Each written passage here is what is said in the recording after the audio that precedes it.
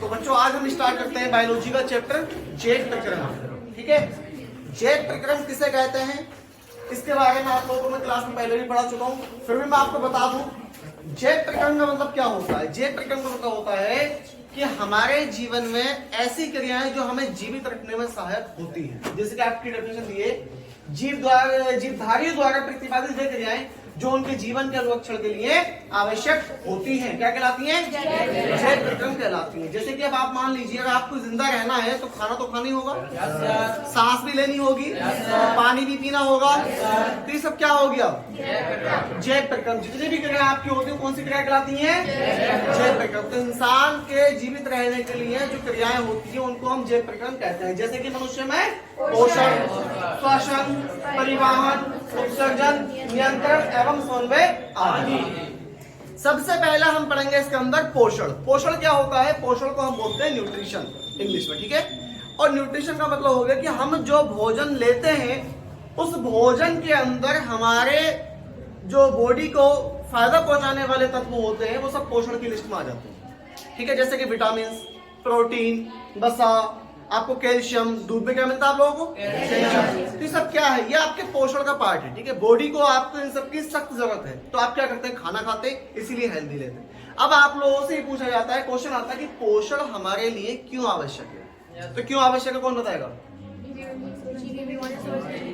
बीमारियों से बचने के लिए, ठीक है, स्वस्थ रहने के लिए और जीवित रहने के लिए, इसलिए हमारे लिए पोषण आवश्यक है। बात आती है पोषण के अंतर्गत भोजन का अंतर्गत पाचन, अवशोषण, स्वामीकरण तथा वैक्षेपण आदि प्रक्रम आते हैं। यानी कि जब आप खाना खाते हो तो खाना खाने के बाद खाना डाइजेस्ट होना, उस खाने से आपको एनर्जी मिलना, ये सब किसके अंतर्गत आते हैं? पोषण के अंतर्गत। फिर अधिकांश स्वयंपोषी कार्बन डाइऑक्साइड व जल से परहरीन तथा सौर प्रकाश की उपस्थिति में कार्बनिक भोजन पदार्थों का संश्लेषण करते हैं। देखिए मैं आपको एक छोटी सी चीज बताता हूँ कि पोषण के बारे में हम पढ़ते हैं पोषण। ठीक है, तो दो प्रकार का होता है ये। एक आपका क्या होता है? स्वयंपोषी पोषण, और एक आपका क्या होता है? परपोषी पोषण। ठीक है, स्वयंपोषी क्या होते हैं? अगर आप लोग खाना खुद बनाओ तो आप क्या कहलाओगे? परपोषी या स्वयंपोषी? क्यों? खाना खुद बना रहे हो, लेकिन आप ये नहीं कह सकते कि आप हम खुद खाना बना रहे तो हम स्वयंपोषी। यहाँ की कंडीशन में एक शर्त वो देखिए क्या है। स्वयंपोषी के लिए आप लोगों को ये देखना होगा कि जैसे कि पेड़ पौधे क्या करते हैं? उनको खाने के लिए किसी दूसरे के पास नहीं जाना पड़ता है। वो जहां खड़े हैं प्रकृति ने उनको वहीं पे धूप दे दी, उसी जमीन के नीचे से पानी दे दिया और कहा कि खुद करो खुद खाओ। तो वो क्या करते हैं? धूप को लेते हैं, उनके पत्तों में क्या पाया जाता है? क्लोरोफिल पाया जाता है, और वो धूप से जो क्लोरोफिल पे इफेक्ट पड़ता है तो जमीन के नीचे से पानी खींच के आता है। पेड़ की किसकी पानी जो खींचता है, पेड़ किसके द्वारा खींचता है? जाइलम के द्वारा। प्लांट्स में क्वेश्चन आता है एक नंबर में कि पौधों में जो आपका पानी का जो क्या कहते हैं, पानी जो खींचता अवशोषण करता है, कौन करता है? जाइलम। और पौधों में जो भोजन का अवशोषण करता है वो कौन करता है? फ्लोएम। ठीक है, तो पेड़ जो होते हैं, ये पेड़ों की जो जड़ें होती है जमीन के नीचे इस तरीके से फैली हुई, इन जड़ों का काम क्या है? जमीन के नीचे से पानी को खींच के लाना। और इसी तरीके से ऊपर तक पेड़ों पे पत्ती लगी होती है, तो इन पत्तियों में क्या पाया जाता है? क्लोरोफिल। यहाँ प्रकाश संश्लेषण की प्रक्रिया होती है। मैं परपोषी को हटा रहा हूं एक मिनट के लिए, आप पहले स्वयंपोषी को समझ लीजिए। सूरज की रोशनी इन पत्तों पर पड़ी, क्या है ये? सनलाइट। अब सनलाइट पत्तों पर पड़ी, जमीन के नीचे से पानी खींचा, तो देखिए यहाँ फार्मूला बनता है अपने आप। हमने कहा एनवायरनमेंट में गैसें कौन कौन सी होती हैं? Nitrogen, oxygen, carbon dioxide. पेड़ कौन सी वाली गैस लेते हैं? Carbon dioxide. तो इनके लिए सबसे पहले तो CO2 प्लस जमीन में से क्या खींच है नीचे से? इसको बोलते हैं H2O को जल, और इसका जल का सूत्र क्या होता है? H2O plus H2O। अब यहाँ पर जल कर किस चीज की पड़ रही है हमें? सनलाइट की। और पत्तों में क्या है? क्लोरोफिल। तो क्या बनेगा? CO2 प्लस H2O मिलकर बनाते हैं C6H12O6। इसको क्या कहेंगे हम? ग्लूकोज। क्या कहेंगे? ग्लूकोज। प्लस क्या बचेगा, क्या देते हैं प्लांट में? तो आप इसका क्या कहते हैं, वैलेंसी पूरी कर लेना। यहाँ 3 लगेगा, यहाँ 6 लगेगा, ठीक है। ये आपका क्वेश्चन आता है 3 नंबर में, हो सकता है 2 नंबर में। प्रकाश संश्लेषण किसे कहते हैं? तो आपकी डेफिनेशन होनी चाहिए कि जब हरे पेड़ पौधे सूरज की रोशनी से और जमीन से खींचे गए पानी से और एनवायरमेंट से ली गई गैस से, कौन सी गैस से? कार्बन डाइऑक्साइड से, इनके द्वारा अपने लिए खुद भोजन बना लेते हैं। इस क्रिया को प्रकाश संश्लेषण कहते हैं। और भोजन में क्या बनता है? ग्लूकोज। ग्लूकोज का दूसरा नाम होता है कार्बोहाइड्रेट। क्या होता है? कार्बोहाइड्रेट। इस बात का याद रखना, ठीक है। क्या ये बात समझ में आ गई? तो स्वयंपोषी कब होता है? अब आप लोग क्या है? विषमपोषी या परपोषी, दूसरों पर जीवन निर्भर करने वाले, ठीक है। अब विषमपोषी का मतलब हो गया, अब आप लोगों को क्या है? कुछ खाना पड़ेगा, तभी तो धूप मतलब एनर्जी मिलेगी। प्लांट्स ने क्या किसी को जाके खाया? नहीं खाया ना। प्लांट्स ने क्या करा? जहां पर था वहीं पे धूप लिया, जमीन से पानी लिया, भोजन कर लिया। अब आप लोग क्या हो? बाजार जाओगे, आलू, पालक, मेथी सब खरीद के लाओगे, धान से आप चावल बनाएंगे, गेहूं है आपके लिए, उससे आटा पिसवाएंगे, तब आप इन चीजों को खा के अपना गुजारा करोगे। ठीक, कौन सा वाला पोषण हो गया? ठीक है, इस बात को ध्यान रखना। तो मैंने आपको बता दिया स्वयंपोषी किसे कहते हो, परपोषी किसे कहते हैं। क्या यहाँ तक बात समझ में आ गई? पोषण कितने प्रकार का होता है? 2। Very good. चलिए आगे देखते हैं अब हम। ये रख इसके बाद हमारे इसमें विषमपोषी के बारे में वही डेफिनेशन आ गया आपकी। अपने भोज्य पदार्थों के लिए स्वयंपोषी की डेफिनेशन यही थी आपकी। कार्बन डाइऑक्साइड, जल, पर्णहरिण का मतलब होता है क्लोरोफिल, तथा सौर प्रकाश की उपस्थिति। 4 चीजें दे दी आपको इन्होंने। कार्बन डाइऑक्साइड यानी कि CO2, जल यानी कि पर्णहरिण यानी कि, तथा सौर प्रकाश यानी कि, चारों चीजों ने मिलकर क्या बना दिया? कार्बनिक भोज्य पदार्थ, जिसको हम कहते हैं कार्बोहाइड्रेट। ठीक है, ये आपकी अभिक्रिया कौन सी होगी? स्वयंपोषी या प्रकाश संश्लेषण अभिक्रिया। दूसरी आपकी विषमपोषी। अपने भोज्य पदार्थों के लिए प्रत्यक्ष परोक्ष रूप से हरे पादपों पर आश्रित रहते हैं। हरे पादप का मतलब हो गया, आप लोगों ने प्लांट्स लगाए, किससे? गेहूं के, धान के, आम के पेड़ लगा दिए, फलों के पेड़ लगाए, तो आप उन्हीं को खा के अपनी भूख को मिटा सकते हो। ये क्या होगा? आपके विषमपोषी पोषण के प्रकार होंगे। ठीक है,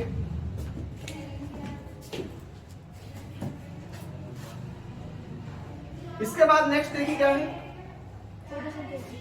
फोटोसिंथेसिस आपका एक्सप्लेन हो गया इसमें। अब इसके बाद क्या है? देखिए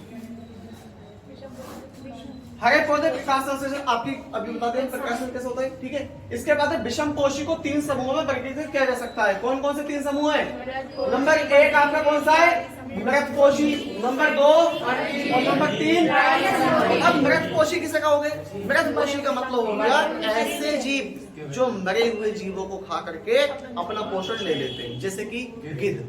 गिद्ध तो आप क्या कहते हैं, आपके उसमें भी आ गए कि संकटग्रस्त प्रजातियों में क्योंकि दिखाई नहीं दे रहे।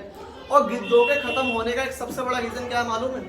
असल में क्या होता था, हमारे यहाँ पर जो भैंसे गाय पलती हैं, तो ये जब दूध देती हैं तो ठीक है, लेकिन जब ये दूध नहीं देती हैं तो इनको एक इंजेक्शन लगाया जाता है, डिक्लोफेन। तो उसकी वजह से इनकी बॉडी में वो जो उसका असर पूरी जिंदगी रहता है इंजेक्शन का। अब ये जो जानवर मरेंगे तो मरने के बाद भी इनकी बॉडी में उस डिक्लोफेन का असर रहेगा। अब इनको जाके वहां फेंक दिया जंगलों में दूर जाके कि इनको जो गिद्ध खा लेंगे या दूसरे जानवर खा जाएंगे। तो गिद्ध जब इनको खाते हैं तो गिद्ध की बॉडी में भी क्या पहुंचा? वही डिक्लोफेन पहुंचा। तो उसकी वजह से गिद्धों की मौत होना शुरू हो गई और गिद्ध इसी तरीके से धीरे धीरे खत्म होना शुरू हो गए। ठीक है, ये क्वेश्चन आपसे अभी एक इंट्रेंस एग्जाम में पूछा गया था, गिद्धों की मौत का कारण है, तो वो डिक्लोफेन इसका आंसर है। ठीक है, अब मैं आपको बता दूं, मृतपोषी ऐसे जीव जो मरे हुए जीवों को खाकर अपना गुजारा करते हैं। परजीवी, तुम सब परिजीवी हो ना? या तुम सब प्राणी संभोजी हो? ये देखो, वसीम को तो कुछ भी कहते, इससे कहो तुम मृतपोषी तो कहता यस सर। परजीवी हो बेटा, मच्छर होते हैं परजीवी, जो दूसरों का खून चूस के जीते हैं। सरों में रहने वाली जू होती है परजीवी। इसी कैटेगरी में आते हो क्या? तो फिर पढ़ा नहीं क्या बायोलॉजी से? हम लोग होते हैं प्राणी संभोजी। प्राणी संभोजी का मतलब है ऐसे जानवर जो भोजन को खाने के बाद उसको पचाते हैं, उसमें से एनर्जी को लेते हैं और वेस्ट मटेरियल को बाहर निकाल देते हैं, उनको हम प्राणी संभोजी कहते हैं। ठीक है, प्राणी संभोजी में कौन आ गए? जैसे कि मनुष्य, गाय, कुत्ता, बिल्ली आदि, ये सब कौन से आ गए? प्राणी संभोजी। इसी में से आपका इंपोर्टेंट क्वेश्चन भी आ जाता है कि मनुष्य के आहार नाल का सचित्र वर्णन कीजिए। ये क्वेश्चन तमाम बार यूपी बोर्ड के एग्जाम में पूछा गया, आप लोगों को मैंने इसको पढ़ाया भी, अच्छे से पढ़ लेना, और जिन लोगों को समझ में ना आए वो पूछ भी सकते हैं। मनुष्य की आहार नाल, ये देखिए इसका आंसर भी आ जाए। मनुष्य की आहार नाल मुख से लेकर गुदा तक फैली, लगभग 8 से 10 मीटर लंबी तथा अत्यधिक कुंडलित नलिका होती है। आपको मनुष्य की आहार नाल का सचित्र वर्णन आए तो डायग्राम भी बनाना, इस बात का याद रखना। मुख गुहा में 3 जोड़ी लार ग्रंथियां यानी कि सलाइवी ग्लैंड्स नलिकाओं के द्वारा खुलती हैं। उसके बाद आता है नीचे अग्न्याशय रस को पूर्ण पाचक रस कहते हैं। इसमें amylase, trypsin, chymotrypsin, lipase, nucleus, enzyme होते हैं। आपसे एक नंबर के मल्टीपल चॉइस में क्वेश्चन आ सकता है कि अग्न्याशय रस में क्या क्या पाया जाता है, तो आप बता सकते हैं। ठीक है, आगे अवशोषित पचे भोजन पदार्थ कोशिका द्रव में आत्मसात हो जाते हैं, इसे स्वांगीकरण कहते हैं। यानी कि आपको जो पचा हुआ भोजन उसका एसिमिलेशन हो जाता है, इसको हिंदी में क्या कहते हैं? स्वांगीकरण। इसके बाद देखिए क्या है इसमें, कोशिकाओं में कार्बनिक भोज्य पदार्थों के जैव रासायनिक ऑक्सीकरण को श्वसन कहते हैं। आपसे जब तक ये पीछे वाला टॉपिक क्लियर नहीं होगा पोषण किसे कहते हैं तब तक नेक्स्ट मत पढ़ना श्वसन किसे कहते हैं, क्योंकि तुम लोग क्या करते हो थोड़े थोड़े पन्ने पलटे बस, वो कहते हो सर हमने सब पढ़ लिया, जब एग्जाम में क्वेश्चन आता लिखा जाता नहीं तुम लोगों से, तो लिखने की प्रैक्टिस करिए, इस टाइम कम है आप लोगों के पास। हम लोग बता रहे हैं श्वसन किसे कहते हैं, सांस लेने की जो क्रिया होती है जिसमें आप कार्बनिक भोज्य पदार्थों के जैव रासायनिक ऑक्सीकरण को क्या कहते हैं? श्वसन कहते हैं। इसे इस कोशिका श्वसन में ऊर्जा मुक्त होती है। अगर ऑक्सी तथा अनऑक्सी श्वसन के प्रथम चरण में शर्करा का विखंडन पायरुविक एसिड में होता है। ग्लाइकोलिसिस नामक ये क्रिया कोशिका द्रव्य में होती है। यहाँ से आपको ये पढ़ना थोड़ा सा, और इसके बारे में आपसे ये भी पूछा जाता है श्वसन तथा स्वच्छावास में क्या अंतर है। ये क्वेश्चन अभी आपका आगे चल के बनेगा। ठीक है, इसको पॉज करो, पॉज हो जाए। इसके बाद था आपका एटीपी। एटीपी को ऊर्जा मुद्रा कहते हैं। एटीपी के विखंडन से ऊर्जा मौजूद होती है जो कोशिका में होने वाली जैविक क्रियाओं का परिचालन करती है। आपसे एक नंबर में एटीपी की फुल फॉर्म भी पूछी जा सकती है, तो आप इसकी फुल फॉर्म लिख देना एडिनोसिन ट्राइफॉस्फेट। एक होता है एटीपी, एक होता है एडीपी। ठीक है, उसकी डाइफॉस्फेट होती है, इसकी ट्राइफॉस्फेट होती है। इसके बाद है मनुष्य के मुख्य श्वसन अंग फेफड़े होते हैं। आपसे एक नंबर का क्वेश्चन ये भी होता है कि मनुष्य के मुख्य श्वसन अंग क्या होते हैं। ऑप्शन में होगा फेफड़े, हृदय, और क्या कहते हैं दो ऑप्शन आपको और होंगे, लेकिन इस बात पे आप याद रखना लंग्स आपके क्या है? मुख्य श्वसन अंग। ठीक है, इसके बाद है फेफड़ों के पिंडों का निर्माण छोटे छोटे वायु कोशों से होता है। वायु कोशों में O2 तथा CO2 का आदान प्रदान रक्त कोशिकाओं के द्वारा होता है। यहाँ से भी एक नंबर का क्वेश्चन बन सकता है कि वायु कोशिकाओं में कौन कौन सी गैसों का आदान प्रदान होता है, CO2 व O2 का। ऑक्सीजन का परिमाण लाल रुधिराणु में उपस्थित हीमोग्लोबिन द्वारा होता है। एक नंबर का क्वेश्चन यहाँ से बन जाता है आपका कि ऑक्सीजन का परिमाण किसके द्वारा होता है? हीमोग्लोबिन द्वारा। और हीमोग्लोबिन आपकी बॉडी में अगर कम होगा तो सांस लेने में दिक्कत होगा, उसका काम शुरू हो जाएगी। इस बात का मॉडल स्वच्छवास पसलियों के मध्य स्थित अंतर एवं बाह्य अंतर पशु पेशी डायफ्राम पेशियों का होता है। मनुष्य का हृदय, अब ये बात आ रही है अपनी हृदय की, यहाँ तक थी श्वसन अंगों की, फेफड़ों की। इससे पहले बात चल रही थी आपके आहार नाल की, अब बात चल रही है आपके हृदय की। तीसरा पार्ट है आपके बायोलॉजी के अंदर यही वाला। हृदय क्या होता है? मनुष्य का हृदय शरीर के विभिन्न भागों से अशुद्ध रक्त को एकत्र करके शुद्ध रक्त को शरीर में पंप करता है। ये बात मैंने आपको पहले ही बताई थी कि मनुष्य का हृदय होता है उसमें एक होती है धमनी और एक क्या होता है? श्राय। तो आप लोग बताएंगे कि जो श्राय और धमनियों में क्या अंतर है। ठीक है, तो आप बताएंगे कि पूरी बॉडी को जो रक्त को लेके जाके कौन लेके जाती है? धमनी। धमनी फिर आपकी जो क्या कहते हैं कैपिलरी को ब्लड को पहुंचा देती है। कैपिलरी से वापस फिर हृदय तक कौन लेके जाता है? श्राय। ये कौन लेके जा रहा है? श्राय। इस बात पे याद रखना, आपसे क्वेश्चन पूछा जाता है धमनी व श्राव में क्या अंतर है, तो आप बता देंगे कि धमनी और श्राव में ये अंतर होता है कि धमनी पूरे रक्त को पूरी बॉडी में लेके जाती है और श्राय वापस लेके आती है। फिर ये भी पूछा था धमनी में कौन सा ब्लड होता है, ऑक्सीजनेटेड या डीऑक्सीजनेटेड, तो आप बताएंगे ऑक्सीजन वाला ब्लड होता है उसके अंदर। क्यों? क्योंकि वो शुद्ध रक्त होता है, और जो वापस आता है पूरी बॉडी से वो कौन सा वाला होता है? अशुद्ध रक्त होता है। ठीक है, इसके बाद आपका प्रत्येक हृदय स्पंदन की दो प्रावस्थाएं होती हैं। नंबर 1 परिकुचन तथा नंबर 2 शीतलन। एक होती है आपकी सिस्टोल और नंबर 2 आपकी डायस्टोल। इसके बाद रक्त वाहिनियां 3 प्रकार की होती हैं, धमनियां, श्रांक तथा तीसरी केशिकाएं। ठीक, इसके बाद आपका रक्त प्लेटलेट्स, मैंने आपको ब्लड का एक स्ट्रक्चर बनवाया था, ब्लड का स्ट्रक्चर बनवाया था, आपको बताता है ब्लड 2 पार्ट में डिवाइड होता है, एक ब्लड में, सेल्स में, एक प्लाज्मा में। तो सेल्स के अंदर क्या क्या पार्ट होते हैं?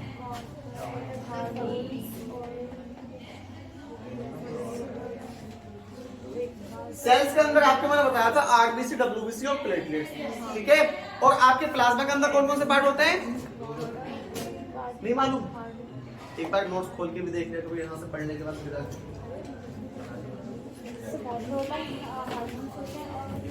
वाटर होता है 92 से 93%, प्रोटीन होता है, और हार्मोन्स या आपके हार्मोन्स नहीं देना, बाकी इससे ज्यादा पता। देखिए मैं बता दूं फिर से आपको, जो ब्लड होता है, ब्लड के संगठन, क्वेश्चन पूछा ब्लड का संगठन, तो ब्लड के संगठन में आप क्या बताएंगे कि इसमें 45% सेल्स होती हैं, ऐसे 55% प्लाज्मा होता है और 45% सेल्स होती हैं। ठीक है, 55% प्लाज्मा होता है और 45% सेल्स होती हैं। तो प्लाज्मा में क्या क्या होता है? नंबर 1 वाटर, नंबर 2 प्रोटीन और नंबर 3 हार्मोन। ठीक है, और जो सेल्स होती हैं आपकी उसमें क्या क्या होता है? आरबीसी, नंबर 2 डब्ल्यूबीसी और नंबर 3 प्लेटलेट्स। अगर आपसे क्वेश्चन आए कि ब्लड का संगठन किसे कहते हैं, तो इस चीज को बना देना, आरबीसी, डब्ल्यूबीसी, प्लेटलेट्स आपकी क्या होती है? बॉडी के अंदर सेल्स होती हैं, और वाटर, प्रोटीन और हार्मोन्स क्या होते हैं? प्लाज्मा होते हैं। इस बात को नोट कर लेना, बना लो, किसी को बना लो। ठीक है,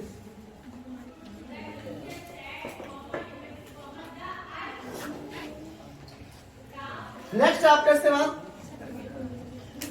रफ कर दो इसको, नोट कर लीजिए।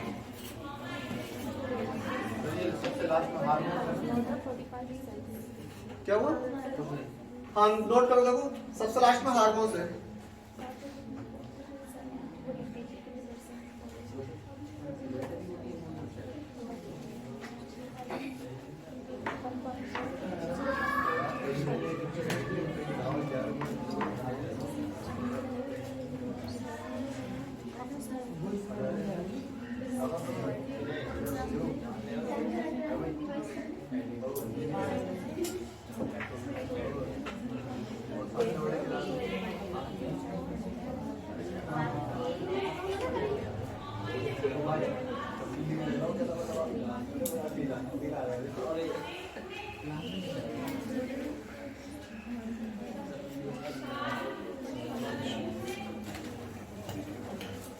ठीक है, हो गया नोट?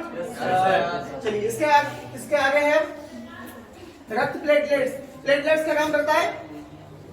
आपकी बॉडी के अंदर आरबीसी का काम है सांस का अंदर लेना, यानी कि ऑक्सीजन को अंदर लेना। आपसे पूछा भी गया था कि हीमोग्लोबिन क्या काम करता है, तो आपको ऑक्सीजन में सहायक होता है कौन?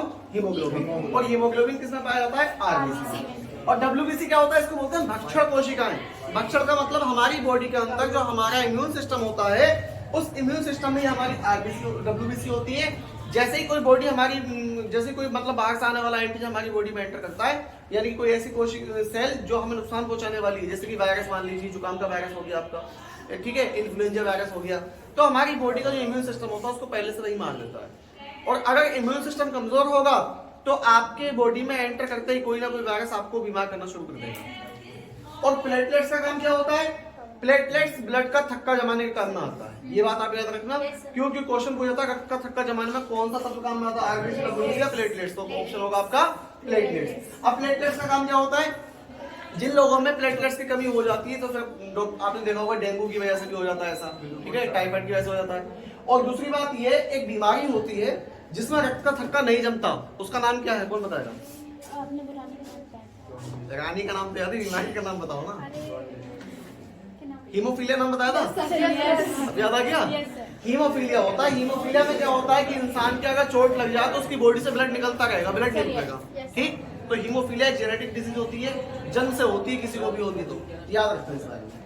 आगे हमारा इसके बाद लसिका लिम्फ यानी रक्त कोशिकाओं से क्षरण तरल होता है। इसमें उत्सर्जी पदार्थों की मात्रा अधिक होती है। लाल उदाहरण नहीं होते, लसीला ग्रंथि शरीर की सुरक्षा में सहायक होती है, यानी कि आपके इम्यून सिस्टम में भी सहायक होती है। इसके बाद आपका इसको रेफर करो बच्चों।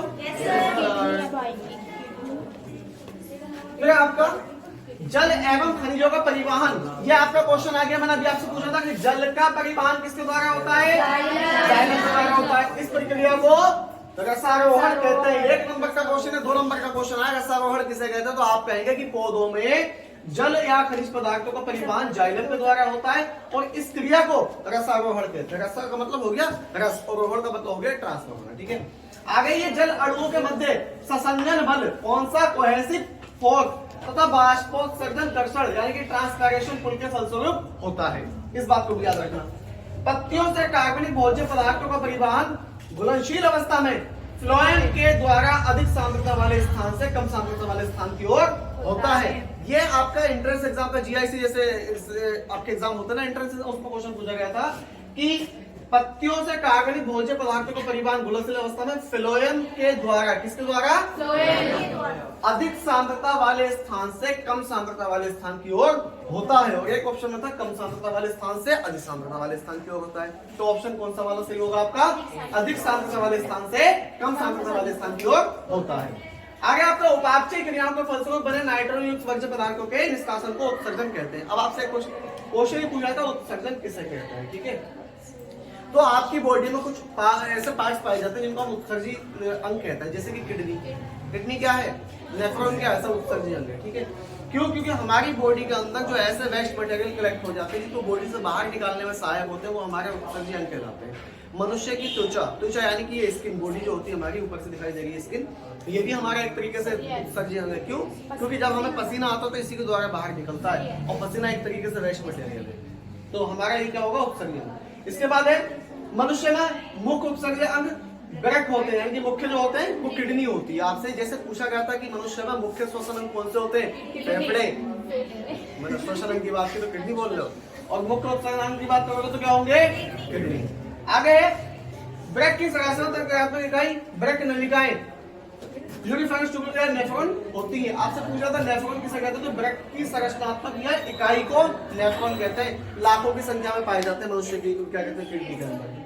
इसके बाद वृक्क के निष्क्रिय हो जाने पर कृत्रिम वृक्क द्वारा नाइट्रोजन अपशिष्ट पदार्थ को रुधिर से अपोहन द्वारा पृथक किया जाता है। एक कंडीशन ऐसी आ जाती है मरीज से कहते हैं डॉक्टर की भैया इनकी किडनी फेल हो गई, सुना होगा आपने। और एक जगह ये भी सुना होगा कि डॉक्टर ने डायलिसिस बताई है। डायलिसिस को हिंदी में बोलते हैं अपोहन। जब आपकी बॉडी से जो वेस्ट मटेरियल होता है किडनी के द्वारा बाहर नहीं निकल पाता तो डॉक्टर उसको आर्टिफिशियल तरीके से उसको बाहर निकालने की कोशिश करते हैं। इस क्रिया को हम डायलिसिस कहते हैं या अपोहन कहते हैं, ठीक है। आगे आपका मूत्र निर्माण क्रिया 3 चरणों में पूर्ण होती है। परानिस्यंदन, वर्णाकार अवशोषण तथा नंबर 3 श्रावण। ये आपका चारों टॉपिक इसी के अंदर आ गए। पहला पोषण, दूसरा श्वसन, तीसरा आपका किडनी के बारे में पूछ लिया गया, सॉरी हृदय के बारे में पूछा गया आपसे, यानी कि आपका परिवहन। और चौथा टॉपिक आपका वृक्क यानी किडनी के बारे में पूछा गया उत्सर्जन से। तो चारों टॉपिक में से लॉन्ग क्वेश्चन आने के पूरे चांसेस रहते हैं। जो सबसे ज्यादा चांसेस रहते हैं वो मनुष्य के आहार नाल के और मनुष्य के हृदय के रहते हैं, ठीक है। श्वसन अंग या किडनी भी हो सकता है, 90% इसके चांस होते हैं, 99% उनके चांसेस रहते हैं आपके क्वेश्चन के। पढ़ लोगे इसको, ठीक है। मैं एक बार फिर से आपको बता दूं, और इसके बाद जो एक नंबर के क्वेश्चन आते हैं वो देखिए कैसे होते हैं। मनुष्य में लाल ग्रंथियों की संख्या कितनी होती है? ये तो लिखवाया नोट्स में आपको। भोजन को निकलते समय से घाटी द्वार वायु मार्ग में जाने से रोकता है, कौन रोकता है? एपिग्लोटिस। आगे आपका प्रचलित रूप से ऊर्जा जड़ कहलाता है माइटोकॉन्ड्रिया। दाएं नीले से अशुद्ध रक्त किस अंग में जाता है? फेफड़ों में जाएगा। पल्मोनरी शिरा रक्त लाती है, कहां से लाती है? फेफड़ों से शुद्ध रक्त आता कहां से आता है? दाएं नली से, ठीक है। हीमोग्लोबिन महत्वपूर्ण भूमिका निभाता है, किसमें निभाएगा? सांस लेने में, या भी आपको पीछे कई बार मैंने बता दिया। इसके बाद मनुष्य के हृदय में कोष्ठकों की संख्या 4 होती है, बताया था मैंने, कहा था मनुष्य का हृदय उसमें कितने चैम्बर होते हैं? 4। आहार नाल की सी का आकार की संरचना क्या कहलाती है? पित्त रस का स्राव का होता है। बहुत से लोग यहाँ गलती कर देते हैं, कैसे कर लेते हैं? पित्ताशय से। एक होता है पितरस का श्रावण और एक होता है पितरस का बनना। दोनों में फर्क है, इस बात का याद रखना कि बनता कहाँ पर है और क्या कहते हैं इसका श्रावण कहाँ से होता है, दोनों बातों को याद रखना। तो ठीक है, फिर द्वार कोशिकाएं पाई जाती है कैसे, बात करते हैं। इधर है आपका नेक्स्ट क्वेश्चन, मनुष्य में प्रमुख उत्सर्जी अंग है, अभी बताया क्या है, फैजान क्या हो गया, तुम्हारे अंदर क्या उत्सर्जी अंग आहार नाले होता है। ठीक है, आगे बोमैन संपुट भाग है किसका, ग्लाइकोजन से क्रिया में क्या बनता है, ग्लाइकोजन। मनुष्य में ब्रक एक तंत्र का भाग है जो संबंधित है किससे, ऐसे पूछा था मानव ब्रक का कार्य क्या होता है, ब्रक अभी बताया आपको, उत्सर्जन तो उत्सर्जन नहीं करेगा। ठीक है, नेक्स्ट आपका पादप में जाइलम उत्तरदायी है। अब देखिए 4 ऑप्शन आपके पास, जल के वाहन हेतु, भोजन के वाहन हेतु, एमिनो अम्ल के वाहन हेतु या ऑक्सीजन के वाहन हेतु। जा फॉर जाइलम, जा फॉर जल, फा फॉर फ्लेम, फा फॉर फूड। आपसे क्वेश्चन आया, कभी कंफ्यूज मत होना, याद रखना जा से जल और जा से जाइलम, फा से फूड और फा से फ्लेम, ये बात याद रखना, आप याद रखना। ठीक है, स्वयं पोषी पोषण के लिए आवश्यक है, क्या आवश्यक है, कार्बन डाइऑक्साइड, क्लोरोफिल या सूर्य का प्रकाश, सभी। ठीक है, नेक्स्ट है कोशिकीय परिक्रमों में ऊर्जा मिल रहा है, इसकी एटीपी के पीछे एक लाइन में भी बताया था आपको मैंने। नेक्स्ट आपका निम्नलिखित समीकरणों में से कौन सा समीकरण प्रकाश संश्लेषण की तरह माना जाता है, बेटा देखिए क्वेश्चन क्या है, निम्नलिखित समीकरण कौन सा समीकरण प्रकाश संश्लेषण प्रक्रिया माना जाता है। अभी आपको मैंने समीकरण लिखवा दी 6CO2 + 12H2O। इस वाली समीकरण में ना तो सूर्य का प्रकाश ऊपर और ना ही नीचे क्लोरोफिल है, तो क्या सही होगी। इस वाली में देखो सूर्य का प्रकाश दे रखा है लेकिन क्लोरोफिल नहीं है, क्या सही होगी। इसमें देखो 6CO2 + 12H2 क्लोरोफिल प्लस सूर्य का प्रकाश, क्या सही होगी, क्योंकि आप दोनों चीजें दे रखी है। ठीक है, इसमें देखो 6CO2 + 12H2O, इसमें सूर्य का प्रकाश भी दे रखा है, क्लोरोफिल भी दे रखा है, लेकिन कहाँ कंफ्यूजन है, अब इसको चेक करो आप, ये समीकरण आपके संतुलित नहीं होगा, वाले समीकरण आपकी संतुलित है। ठीक है, ये देखो नीचे अगला क्वेश्चन क्या है, यकृत स्रावित करता है, क्या करता है, पादपों में वायु प्रदूषण कम करने वाली प्रक्रिया क्या है, संश्लेषण। अगला क्वेश्चन, यूरिया का निर्माण कहाँ होता है, बहुत से लोग क्या करते हैं, ब्रैक में, ये गलत कर देते हैं, यूरिया का निर्माण कहाँ होता है, ब्रैक में। हाँ, उत्सर्जन कहाँ से होता है, ब्रैक से, लेकिन निर्माण कहाँ होता है, फ्लोएम द्वारा भोजन का स्थानांतरण होता है सुक्रोज के रूप में। प्रकाश संश्लेषण अभिक्रिया में मुक्त O2 का स्रोत होता है, क्या होता है। ठीक है, बाकी ऐसे छोटे छोटे क्वेश्चन कर लेना, सब कराने की जरूरत है इसमें। ठीक है, इसका आंसर भी रखे नीचे देख लेना, कोई क्वेश्चन में कंफ्यूजन हो तो पूछ लेना। ठीक, इसके बाद इस चैप्टर में देखते हैं क्या है, क्या चीज पादप कोशिका के बारे में आ जाता है। हाँ, वो इसमें भी आगे दे रखा है, बता दूंगा। इसमें दिया स्वयंपोषी पोषण क्या है, उदाहरण देकर संक्षेप में समझाइए। मैंने अभी आपको स्वयंपोषी पोषण के बारे में बताया था।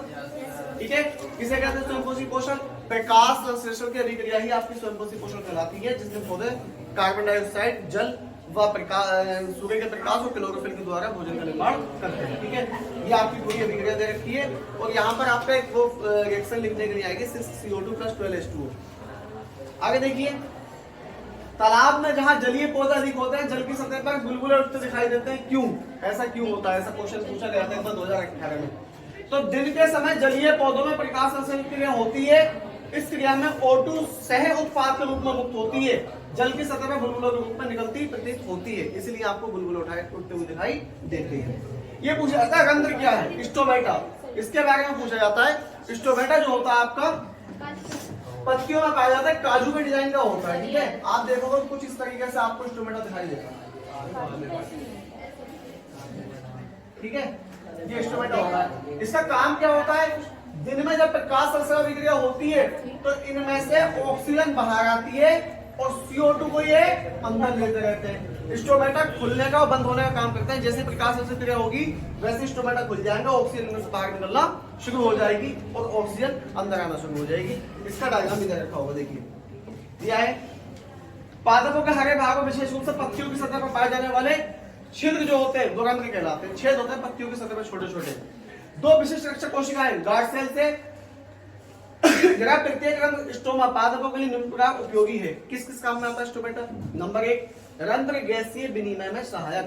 गैसीय विनिमय का मतलब हो गया ऑक्सीजन का निकलना और CO2 का अंदर जाना। बाष्पोत्सर्जन में सहायक होता है। बाष्पोत्सर्जन किसे कहते हैं ये भी मैंने अभी आपको बताया था, ठीक है। आगे भी इसका क्वेश्चन आएगा, वो भी देख लेना। पत्तियों के ठंडा बना रहने हेतु आवश्यक होता है। पौधों के काष्ठी भागों जैसे पुराना तना, जड़ आदि पर वातरंध्र पाए जाते हैं। इनका निर्माण स्पंजी मृदुता कोशिकाओं से होता है। इसके द्वारा पौधों के काष्ठी भागों में गैसों का विजयन सूक्ष्म मात्रा में बाष्पोत्सर्जन होता है। इतने लंबे आंसर को लिखने की जरूरत नहीं है, आप साफ साफ लिख देना कि जो स्टोमेटा होते हैं उनका काम होता है गैस का विनिमय, आदान प्रदान। कौन सी गैस का आदान प्रदान करता? ऑक्सीजन को बाहर छोड़ना और CO2 को अंदर लेना, ठीक है। क्वेश्चन है यदि रुधिर में पट्टिका यानी कि प्लेटलेट्स ना हो तो क्या होगा? क्या होगा भाई? देखना आंसर क्या है। रुधिर का थक्का बनाने में महत्वपूर्ण कार्य करती है। अगर नहीं होगा तो ब्लड निकलता रहेगा। मैंने अभी आपको हीमोफीलिया का एग्जांपल दिया था, तो यही क्वेश्चन से रिलेटेड है, ठीक है। आगे लार में कौन सा एंजाइम पाया जाता है? टाइलिन। डायफ्राम क्या होता है? आपने देखा होगा मनुष्य के फेफड़ों के नीचे वाला जो हिस्सा होता है क्या होता है? आपका डायफ्राम होता है, ठीक है। इसके बारे में लिख देना अगर क्वेश्चन आता तो। अब ध्यान दीजिए यहाँ पर यह क्वेश्चन है आपको जो पूछा जाता है, ऑक्सी तथा अनऑक्सी श्वसन में अंतर लिखिए। ऑक्सी श्वसन क्या होते हैं? जहां आप इसके क्रिया में ऑक्सीजन आवश्यक है और अनऑक्सी इसमें ऑक्सीजन की आवश्यकता नहीं होती। इस क्रिया के अंत में CO2 व जल ही प्राप्त होते हैं और इस क्रिया के अंत में ईस्ट से एथिल एल्कोहल व CO2 बनता है। ऐसी क्रिया जो ऑक्सीजन की अवस्था में होती है आपकी ऑक्सीजन आएगी, और जो ऑक्सीजन की प्रेजेंस में ना हो वो आपकी अनऑक्सी कहलाएगी, ठीक है। इसको ऐसे ही पूछा था वायवीय तथा अवायवीय श्वसन किसे कहते हैं। ये है आपके नोट्स में लिखा हुआ, ठीक है। नेक्स्ट है आपका इसमें रुधिर तथा जो इंपॉर्टेंट क्वेश्चन है वो याद है। रुधिर तथा लसिका में क्या अंतर है? इस पे लगा लेना बच्चों क्वेश्चन, ठीक है। पूछा जाता है एग्जाम में। रुधिर का रंग क्या होता है? लाल होता है। लसिका हल्का पीला रंग या सफेद रंग का होता है। इसमें लाल रुधिराणु पाए जाते हैं और इसमें लाल रुधिराणु नहीं पाए जाते हैं, ठीक है। ये आपका इम्यून सिस्टम को भी मजबूत रखने में सहायक होता है। लसिका लिप्स होते हैं आपके, इसके बारे में आपको बताऊंगा, ठीक है। वैसे मैंने लिखवाया आपके नोट्स पे, देख लेना एक बार। नेक्स्ट है आपका धमनी और शिरा में अंतर। ये इंपॉर्टेंट क्वेश्चन है, इसका ध्यान रखना खास तौर से। धमनी और शिरा में क्या अंतर है? धमनी और शिरा में अंतर बताया जाएगा तो आप बताएंगे कि धमनियां क्या होती है? पूरी बॉडी में ब्लड को लेके जाती है, शिरा पूरी बॉडी में ब्लड को खींच कर आती है। धमनियों में कौन सा ब्लड होता है? O2 वाला है CO2 वाला? धमनियों में बेटा ऑक्सीजन वाला ब्लड होगा, और उसमें आपका क्या कहते हैं शिरा में कौन सा होगा? अशुद्ध यानी कि CO2 वाला।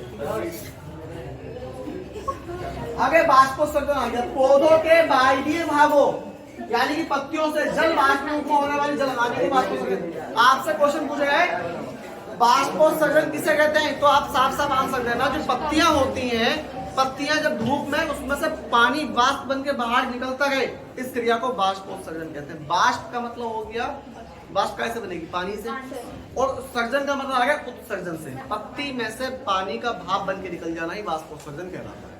डेफिनेशन बिल्कुल आसान तरीके से लिखना आपको, ठीक है। आगे आपका क्वेश्चन, पोषण के प्रकार बताइए। या आपको मैंने बता दिया स्वयंपोषी पोषण और परपोषी या विषमपोषी, ठीक है। इस वाले क्वेश्चन को देख लेना एक बार, इसको पूछ लिया जाता है तो आप इसमें बताएंगे कि स्वयंपोषी पोषण किसे कहते हैं या पोषण किसे कहते हैं। पहले तो ये बताएंगे, फिर बताएंगे स्वयंपोषी पोषण और विषमपोषी पोषण किसे कहते हैं, ठीक है। इसके बारे में एक बार फिर से एक्सप्लेन कर देगा, आप देख लीजिए।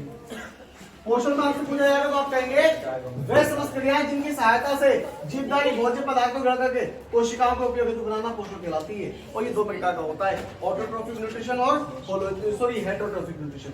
हेटरोट्रोफिक के अंदर जो आते हैं आपके वो कौन कौन से आते हैं? प्राणी संभोजी, मृतजीवी और परजीवी। ये तीनों आपके हेटरोट्रोफिक के अंदर आ जाते हैं। ऊपर वाले में कौन सा होता है? ऊपर वाले में पेड़ पौधे जो भोजन बनाते हैं तो उस क्रिया को स्वयंपोषी पोषण कहते हैं। किस क्रिया के द्वारा बनाते हैं? प्रकाश संश्लेषण अभिक्रिया द्वारा। नीचे वाला आपका देखिए, अब प्राणी संभोजी में क्या होता है? ये ठोस या तरल जटिल भोज्य पदार्थों को ग्रहण करते हैं। अब इंसान कौन है? प्राणी संभोजी है। तो प्राणी संभोजी सभी तरीके का भोजन खा लेता है, जो ठोस भी होता है, तरल भी होता है, द्रव भी होता है, लिक्विड जो भी है वो सब खा लेता है। और खाने के बाद उसको क्या होता है? खाने के बाद वो भोजन आंतों में जाता है, वहां उसका पाचन होता है। तो पाचन क्रिया जो हमारे मनुष्य का आहार नाम होता है वो पाचन क्रिया में सहायक होता है, इस बात की याद रखना। आगे मृतपोषी वो होते हैं जो सड़े गलों को खाते हैं, ठीक है। तीसरा आपका परजीवी। परजीवी को होता है ये अन्य जीवित प्राणी या पादप से पोषण प्राप्त करते हैं, जैसे एस्केरिस, फितरकर्मी आदि। एस्केरिस और फितरकर्मी कहाँ जाते हैं आपके? फितरकर्मी जो होते हैं मनुष्य की आंत में रहने वाला परजीवी। आप कहते हैं बच्चों के पेट में कीड़े हो गए, खाना नहीं खा रहा है, भूख कम लग रही है, इसको बहुत खा रहा है, तो आंतों में मनुष्य की कीड़े पाए जाते हैं, उनको हम परजीवी कहते हैं। और आपके सर में जो जू होता है उसको भी परजीवी कहते हैं। मच्छर आता है, खून चूस के भाग जाता है, आप बस खाली ताली पीटते रह जाते हो, जो भी परजीवी के काम होता है। ठीक है, चलिए हो गया। आगे देखिए इंपोर्टेंट क्वेश्चन क्या है वो बता दूं आपको। मिक्रोब जीवी तथा परजीवी में क्या अंतर है लिख दोगे? और हीमोग्लोबिन क्या है?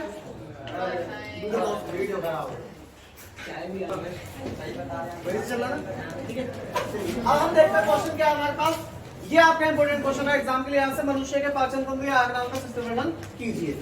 तो आप क्या करेंगे इसमें, एक तो डायग्राम बनाएंगे मनुष्य के आहार नाल का, और डायग्राम बनाने के साथ साथ आप यहाँ से डेफिनेशन लिखेंगे हेडिंग डाल के मनुष्य का आहार नाल क्या होता है। देखिए इसके बारे में आपको बताता हूँ एक बार। मनुष्य की आहार नाल मुख्य वहां से लेकर गुदा तक 8 से 10 मीटर लंबी अत्यधिक कुंडली तंत्रिका होती है। इसे निम्न भागों में बांटा गया है। भाग क्या क्या है इसके? मुख्य एवं मुख्य गुहा, उसके बाद आपका ग्रसनी, ग्रसनी के बाद ग्रासनली, ग्रासनली के बाद आपका आमाशय, फिर छोटी आंत और बड़ी आंत। ठीक है, ये देखिए डायग्राम आपका दे रखा है, इस डायग्राम में समझिए एक बार। मनुष्य जो भी भोजन खाता है वो मुंह के द्वारा खाता है, तो आपका मुख्य एवं मुख्य गुहा सबसे मेन पार्ट हो गया यहाँ से स्टार्टिंग इसकी। इसके बाद आपका नीचे आ जाएंगे ग्रसनी में, ग्रसनी के बाद नीचे आ जाएंगे आप यहाँ पर, ये हो गया आपका ग्रासनली। एक ग्रास नली होती है, एक श्वास नली होती है। जब आप मनुष्य के फेफड़ों का डायग्राम बनाओगे तो श्वास नली से बनाओगे, दो भागों में डिवाइड जो नीचे तक, क्योंकि जाके दोनों फेफड़ों में लेफ्ट और राइट में चली जाती है यहाँ से। और जो आप मनुष्य के आहार नाल का वर्णन करोगे तो उसको ग्रास नाल को दिखाओगे, ग्रास नाल होती है, यहाँ से भोजन आता है। और ये होता है आमाशय, यहाँ पर एक सेल एसिड भरा हुआ होता है। कोई भी खाने वाली चीज आमाशय में आती है, यहाँ पर क्या कहते हैं आपके एसिड तो बिल्कुल लिक्विड बन जाती है। ठीक, इसके बाद यकृत यानी कि आपका लीवर होता है। फिर आप कहोगे इसमें पैनक्रियास यानी कि अग्न्याशय होता है आपका।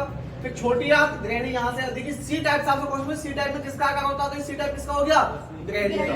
ये आपका क्वेश्चन था वहां पे जब भी पूछा गया था। ठीक है, फिर छोटी आंत और बड़ी आंत। तो बड़ी आंत के आपके 3 प्रकार भाग होते हैं, सीकम और आपके कृमिरूप परिषद और मलाशय। ठीक, ये आपके हो गए। इसके बाद आप डेफिनेशन में नंबर 4 पे हेडिंग थी आपकी आमाशय, इसके बाद छोटी आंत और बड़ी आंत। कर दोगे इस क्वेश्चन को? कोई दिक्कत किसी को? या आपको छोटी आंत और बड़ी आंत। डेफिनेशन आपकी बह रही है, मनुष्य मुख्य गुहा द्वारा भोजन को लेता है, भोजन को लेने के बाद उसको दांतों से चबाता और नीचे ग्रसनी में आता, ग्रसनी के बाद वो आमाशय में पहुंचता, आमाशय के बाद छोटी आंत व बड़ी आंत। इस तरीके से पूरी डेफिनेशन को समझाना है आपको। ठीक है, नेक्स्ट है आपका मानव हृदय की आंतरिक संरचना तथा क्रियाविधि का सचित्र वर्णन। अब आपका मनुष्य के हृदय के बारे में आ गया। अब आप यहाँ पे लिखना शुरू करते हो कि मनुष्य का हृदय जो होता है वो एक ब्लड को पंप करने का कार्य करता है। और इसके बाद इसमें 4 चैम्बर होते हैं, दायालिद, वायालिन, दायानिलय, वायानिलय, और 4 प्रकार के इसमें वाल्व होते हैं। और इसमें धमनी व शिराओं के जो भाग होते हैं, धमनी क्या काम करती है, मैंने अभी पीछे भी क्वेश्चन बताया था कि धमनी आपकी ब्लड की पूरी बॉडी में लेके जाती है और शिराएं पूरी बॉडी से ब्लड को वापस लेके आती हैं। धमनियों में ऑक्सीजन या O2 वाला ब्लड होता है और शिराओं में आपका कार्बन डाइऑक्साइड वाला ब्लड होता है। ठीक है, इसका डायग्राम आएगा बनाने के लिए, तो आप ये देखिए डायग्राम बनाएंगे इसका। ये रहा शुद्ध रक्त की बात आ गई, यानी कि O2 वाली बात चल रही है, और अशुद्ध में आपका CO2। इस बात को याद रखना, ठीक है बच्चों। और हृदय की आंतरिक संरचना और एक बाह्य संरचना, 2 संरचना होती है हृदय की। तो ज्यादातर आपसे एग्जाम में आंतरिक संरचना पूछी जाती है। यह रहा हृदय का डायग्राम। आप इसको जब डायग्राम को बनाएंगे तो आप यहाँ पे महाशिरा, जो शिराएं होती हैं, इसका ध्यान रखना। महाधमनी, महाधमनी का मतलब क्या होता है? पोर्टा, यानी कि महाधमनी ही सबसे पहले ब्लड को हमारी पूरी बॉडी में पहुंचाएगी। तो सबसे पहले ब्लड कहाँ पहुंचेगा हमारा? बॉडी का मैंने आपको पढ़ाया था, सबसे पहले ब्लड किस पार्ट को पहुंचता है? लीवर को, किडनी को, ब्रेन को, फिर अदर पार्ट्स को। इस तरीके से धीरे धीरे। और 1 मिनट में कितने लीटर ब्लड पंप होता है? कितने लीटर पंप होता है? 5 लीटर। इस बात का याद रखना, ठीक है। इसके बाद हम आ गए इसमें नेक्स्ट क्वेश्चन। क्या विधि आपको पता है इसकी? मानव के उत्सर्जित तंत्र का सचित्र वर्णन कीजिए। यह आ गया आपका मनुष्य का उत्सर्जित तंत्र। अब यह है तो आपको ये वाला डायग्राम बनाना है। इसमें लेफ्ट राइट किडनी होती है, किडनियां जो होती है, उसके बाद इसमें जितना भी वेस्ट मटेरियल आपका उत्सर्जित पदार्थ होता है वो इकट्ठा होकर आपके मूत्राशय में कलेक्ट हो जाता है और भूत विभाग द्वारा मनुष्य की बॉडी से बाहर निकल जाता है। ये आपका उत्सर्जन तंत्र पूरा बन गया, मनुष्य का उत्सर्जित तंत्र। ठीक है, ये डायग्राम आ जाता है एग्जाम में बनाने के लिए। ज्यादा मुश्किल नहीं है, दोनों साइड में किडनी बनानी है और इसी तरीके से उसको कंप्लीट करना है। ठीक, नेक्स्ट आपका इसके बाद क्या बचा? फेफड़ों वाला नहीं देखा आपने? हाँ अब आएगा इसके बाद। ये आ गया आपका ब्लड की संरचना, यानी कि किडनी का स्ट्रक्चर पूछ ले तो कुछ इस तरीके से होता है। ठीक है, देख लीजिए एक बार इसको अच्छे से। इसमें कुछ भागों के नाम होते हैं, कॉर्टेक्स होगा, अंदर वाला पार्ट मेडुला होगा, और इधर काइनेस होता है। ठीक, और ये हमारी जो मूत्र नलिका होती है, और यहाँ पर नेफ्रॉन होते हैं किडनी के अंदर, लाखों की संख्या में नेफ्रॉन पाए जाते हैं, इस बात को भी याद रखें। फिर अगला क्वेश्चन हमारे इसमें श्वसन की परिभाषा लिखी है, मनुष्य के फेफड़ों की रचना का संक्षिप्त वर्णन कीजिए। ये आपका श्वसन तंत्र अगर पूछो तो आपको मनुष्य के फेफड़ों का डायग्राम बनाना है, फिर इसको कंप्लीट करना है। ये आगे आपका श्वसन बना पाएगा। देखिए आप बनाएंगे इसको, आप कहेंगे मनुष्य के जो क्या कहते हैं श्वसन होता है, मुख्य श्वसन कौन सा होता है, फेफड़े होते हैं। और फेफड़े हमारे बॉडी में दो होते हैं, एक लेफ्ट में होता है, एक राइट में होता है। और फेफड़ों के लिए जो मनुष्य सांस लेता है तो नासाबार से सांस लेते हुए, फिर आएगी श्वास नली से आपके आते हुए उपास्थि वाले में पहुंचते हुए दोनों अंदर श्वसनियों में आ जाएगी। श्वसनियों के बाद कहाँ पहुंचेगी, फेफड़ों में। और फेफड़े जो होते हैं, एक फेफड़ा थोड़ा छोटा होता है, एक बड़ा होता है। कौन सा वाला छोटा आता है, जिस साइड में मनुष्य का हृदय होता है उस वाली साइड का फेफड़ा थोड़ा सा छोटा होता है। ठीक है, दूसरी वाली साइड का फेफड़ा थोड़ा बड़ा होगा। और इसके बाद फेफड़ों में सांस आएगी तो ऑक्सीजन अंदर आती है, ऑक्सीजन अंदर आने से फेफड़े फूल जाते हैं, और जब हम सांस वापस छोड़ते हैं बाहर तो फिर कार्बन डाइऑक्साइड बाहर निकल जाती है। और ये जो पूरी क्रिया होती है इसको हम श्वसन कहते हैं। ठीक है, ये इसकी क्रियाविधि होगी। यहाँ डायग्राम बनाना तो इस तरीके से। ये भी बता देना कि इसके बाहर पसलियां लगी होती है, पसलियां हमारी फेफड़ों की सहायक होती है। ठीक है, आंसर इसका भी उसी तरीके से ना है, नासा एवं नासा मार्ग, स्वरयंत्र, श्वास नली, श्वसनीय, उसके बाद फेफड़े। फेफड़ों को फुफ्फुस भी कहते हैं, ये भी याद रखना। ठीक है, ये चैप्टर आपका यहीं तक है और इसका एंड हो गया। इसके बाद बचा आपका पाचन, आपको पढ़ा दिया मनुष्य का पाचन।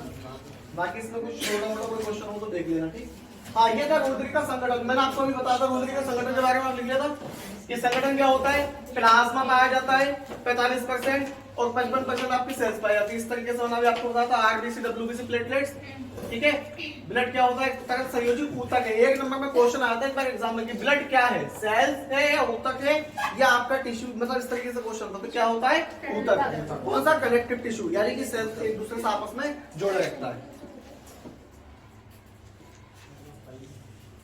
ठीक है, कंप्लीट हो गया ये आपका। बाकी इसमें बाष्पोत्सर्जन तथा बिंदु श्रावण क्या अंतर है, ये क्वेश्चन पूछ लिया गया था एग्जाम में।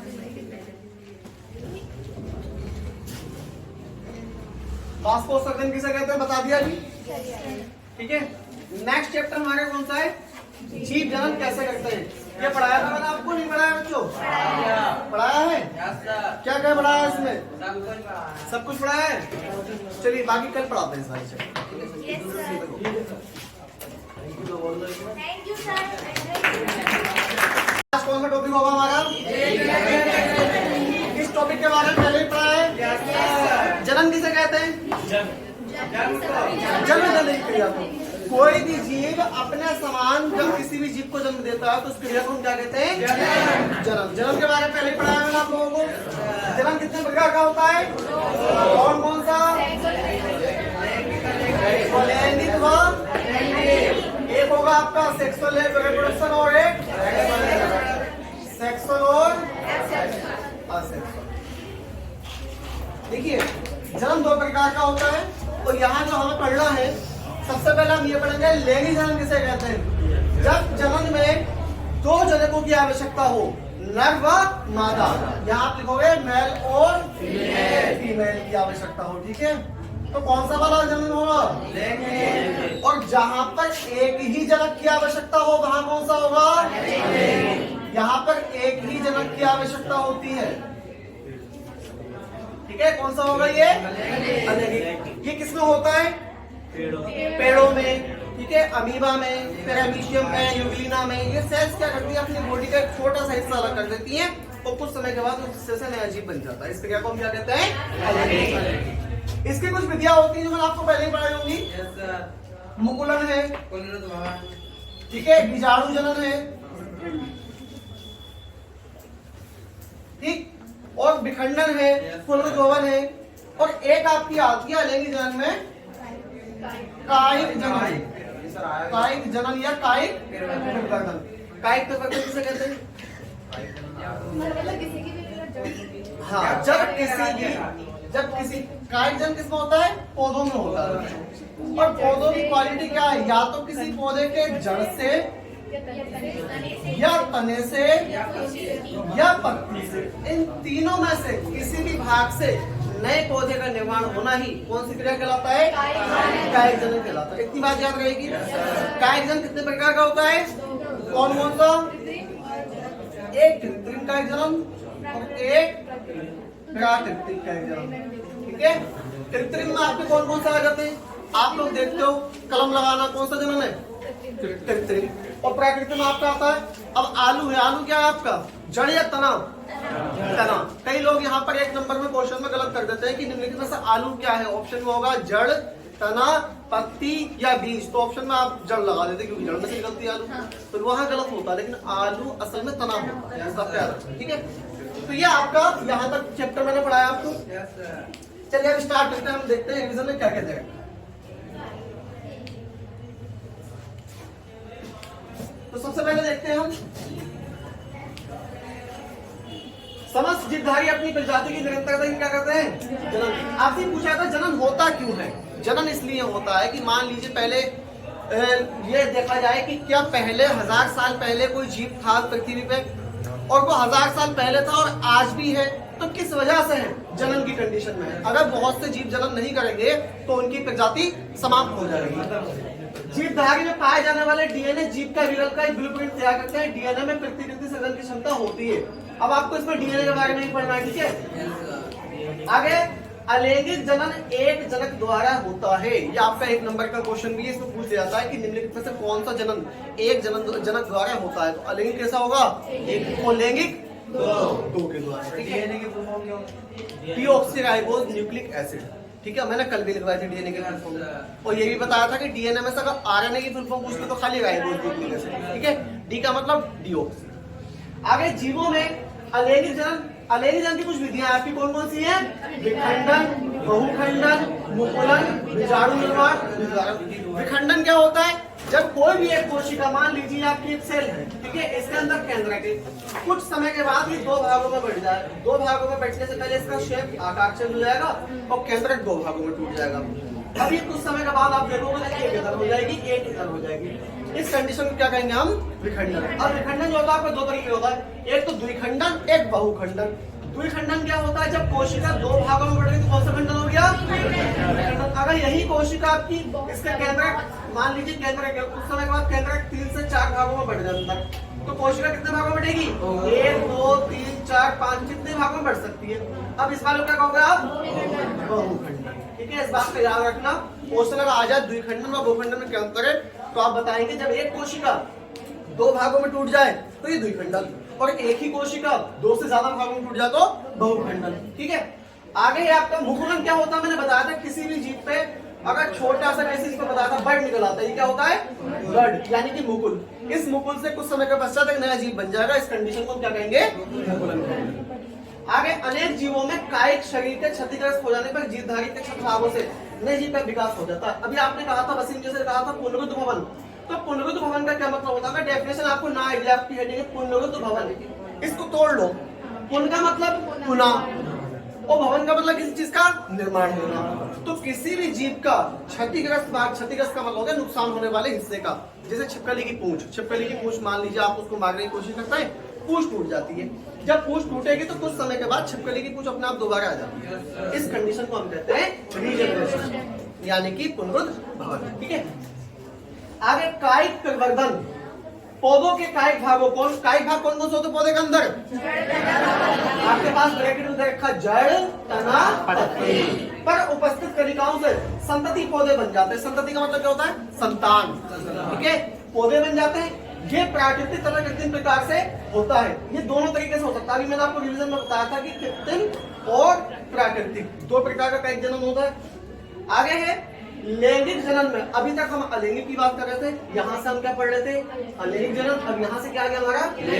तो लैंगिक जनन में नर तथा मादा जीवों द्वारा उत्पन्न युग्मकों के संलयन से युग्मनज बनता है। क्या बनता है? जाइगोट। निषेचन होता है, फिर जाइगोट बनता है आपका।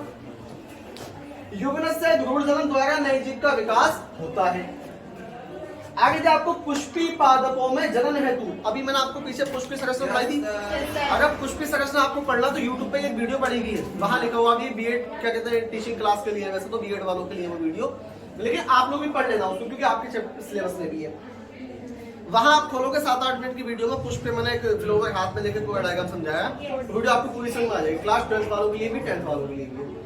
तो पुष्पी पादप में जनन है तो विशिष्ट रचना पुष्प पाई जाती है। पुष्प के 4 भाग होते हैं, ये बताया था आपको। पुष्प 4 भाग होते हैं, कौन कौन से होते हैं एक बार देख लीजिए आप, इसका डायग्राम लीजिए, ठीक है। मैंने आपको बताया था इस तरीके से जब आप पुष्प की संरचना बनाते हो तो पुष्प में आपके क्या होते हैं, ये वाले दल, ये वाले बाहें दल, यहाँ क्या होता है ये पुंकेसर। Very good. ठीक है, होगा हमारा वर्तिकाक। तो हम जब पुष्प के 4 भाग बताते हैं, ये वाले बताते हैं, ये वाला क्या हो गया बाहें दल, ये वाला दल, ये वाला बीच वाला ये हिस्सा यहाँ से लेकर के पूरा हिस्सा जो है ये क्या कहलाएगा स्त्री कैसर, और ये वाला क्या कहलाएगा पुंकेसर। तो 4 भाग हो गए, पुंकेसर और स्त्री कैसर। नर व ज्यादा मादा जनन अंग होते हैं, इस बात का याद रखना। बाह्य दल और दल जो होते हैं पत्ती उगनी कहते हैं। जो बाह्य दल होते हैं वो ग्रीन कलर के होते हैं, और दल जो होते हैं वो रंगीन हो सकते हैं, लाल हरे नीले पीले किसी भी कलर के। एक क्वेश्चन आता है, क्या दल परागण में सहायक होते हैं? कितने लोगों का मानना है कि दल परागण में सहायक होते हैं? बस गर्ल्स का मानना, बॉयज तो क्या हो गया भाई होते हैं। इसलिए होते हैं क्यों? क्योंकि जब तक दल रंगीन नहीं होंगे तब तक इन पर कोई भी कीट आकर्षित नहीं होगा।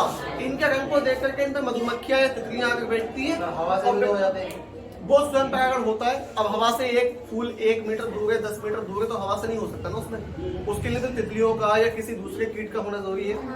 तो वो इनका कलर देख के इन पे आके बैठते हैं, इनका रस चूसते हैं, उनके पैरों में जो परागकण चिपक जाते हैं यहाँ से, वो जाकर किसी दूसरे पुष्प पे बैठेंगे, उनके वर्तिकाक पे परागकण आ जाएंगे। परागकण आने के बाद अंदर परागनलिका बनाते जाएंगे, और यहाँ पर जो बीजांड होता है उसमें आकर के बीज से निषेचन कर लेते हैं। इस क्रिया को निषेचन कहते हैं। निषेचन के बाद ये जो बीज होता है, बीजांड जो होता है ये बीज में बदल जाता है, और जो अंडाशय होता है ये फल में बदल जाता है। ठीक है, इस बात को याद रखना। इसके बाद हमारा बाह्य दल, दल पुंकेसर तथा अंडप, अंडप यानी कि स्त्री केसर। पुंकेसर तथा अंडप क्रमशः नर तथा मादा जनन भाग होते हैं। आपसे अगर क्वेश्चन आ जाए कि नर तथा मादा जनन भाग कौन कौन से होते हैं, अगर वहां पर स्त्री केसर ना हो तो जायांग हो सकता है या अंडप हो सकता है। कंफ्यूज मत हो जाना, क्योंकि जायांग और अंडप भी इसी के भाग होते हैं। ठीक है, पुंकेसर के परागकोश में परागकणों तथा अंडप के अंडाशय में बीजांड का निर्माण होता है। परागकण नर युग्मकोद्भिद मेल गैमेटोफाइट का प्रतिनिधित्व करता है, यानी कि परागकण जो होता है कायम होता है परागकोश में। छोटे छोटे क्या होते हैं ये परागकण। परागकण को हम बोलते हैं मेल गैमेटोफाइट। ठीक है, आपसे 1 नंबर में क्वेश्चन दिया जाता है, निम्नलिखित में से पुष्प में कौन सा भाग मेल गैमेटोफाइट होता है? तो वो कौन सा भाग होता है? आपका परागकण। ठीक है, आगे पुष्प के पुंकेसर से परागकणों के वर्तिकाक तक पहुंचने की क्रिया परागण कहलाती है। ये इंपोर्टेंट क्वेश्चन है, आपसे लिखवाने के लिए हमेशा एग्जाम में पूछा जाता है परागण किसे कहते हैं। मैंने आपको कई बार क्लास में बताया है परागण किसे कहते हैं। जब ये पुष्प होते हैं तो पुष्प के जो छोटे छोटे परागकण होते हैं, देखो परागण और परागकण दोनों में फर्क है। कण की बात चल रही है तो समझ जाना छोटे छोटे पोलन ग्रेन की बात चल रही है, और परागण की बात चल रही थी, ये अपने आप में क्रिया होती है। और कोई भी क्रिया कैसे होती देखते हैं, यहाँ के परागकण हवा के द्वारा या किसी तितली के द्वारा या स्वयं इस वर्तिकाक पर पहुंच जाते हैं। किस पर पहुंचते हैं? वर्तिकाक पर। तो ये वर्तिकाक में जब पहुंच जाएंगे तो अंदर आ जाएंगे परागनलिका बनाते हुए। इस क्रिया को हम यहाँ से यहाँ तक पहुंचने की क्रिया क्या कहते हैं? परागण। परागण कितने प्रकार का होता है? 2। एक सेल्फ पोलिनेशन और एक नंबर 2 क्रॉस पोलिनेशन। तो सेल्फ का मतलब हो गया स्वयं परागण, और क्रॉस का मतलब हो गया परागण। सेल्फ पोलिनेशन क्रॉस पोलिनेशन क्या अंतर है? जब किसी एक पुष्प के परागकोश के परागकण उसी पुष्प के वर्तिकाक में गिरेंगे तो कौन सी कंडीशन हो गई? स्वयं परागण। मान लीजिए कोई दूसरा पुष्प यहाँ लगा हुआ थोड़ी दूरी पे, अब थोड़ी दूरी पे परागकण खुद तोड़ के आएंगे नहीं। कोई मधुमक्खी इस वाले फूल पे बैठ गई या कोई तितली इस फूल पे बैठ गई, यहाँ से इसके पैरों पे परागकण चिपके, और चिपकने के बाद ये दूसरे पुष्प के वर्तिकाक तक ले आए इसको खींच के, तो ये वाली कंडीशन कौन सी वाली परागण कहलाएगी? पर परागण। पर का मतलब पराया, स्वयं का मतलब खुद। आप मान लीजिए स्वयं परागण की 2 कंडीशन होती है। एक ही पेड़ पे अगर 2 फूल लगे हो या 4 फूल लगे हो, किसी एक फूल का परागकण किसी दूसरे फूल में चले जाए तब भी वहां पर स्वयं परागण ही होगा, वहां पर परागण नहीं होगा। मान लीजिए आपके पिताजी आपको पैसे दें या आपके क्या कहते हैं भाई को पैसे दे दें, तो वो आपकी फैमिली के ही अंदर रहा, स्वयं के पास रहा, ये स्वयं परागण की कंडीशन आ गई। और मान लीजिए पड़ोसी को दे दें तो क्या आपके पास गया? पराये व्यक्ति पे चला गया, तो पराये पे जाने का मतलब पर। इस बात को याद रखना। ठीक है, क्या बात समझ में आ गई?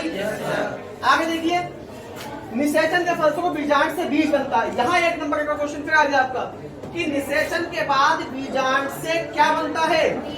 बीज बनता है। भ्रूण के दो मुख्य भाग होते हैं, बीजपत्र तथा बीजाक्ष। बीजाक्ष का ऊपरी सिरा परांकुर तथा निचला सिरा मूलांकुर कहलाता है। आगे आपका मैं इसको कब कर देता हूं, ठीक है।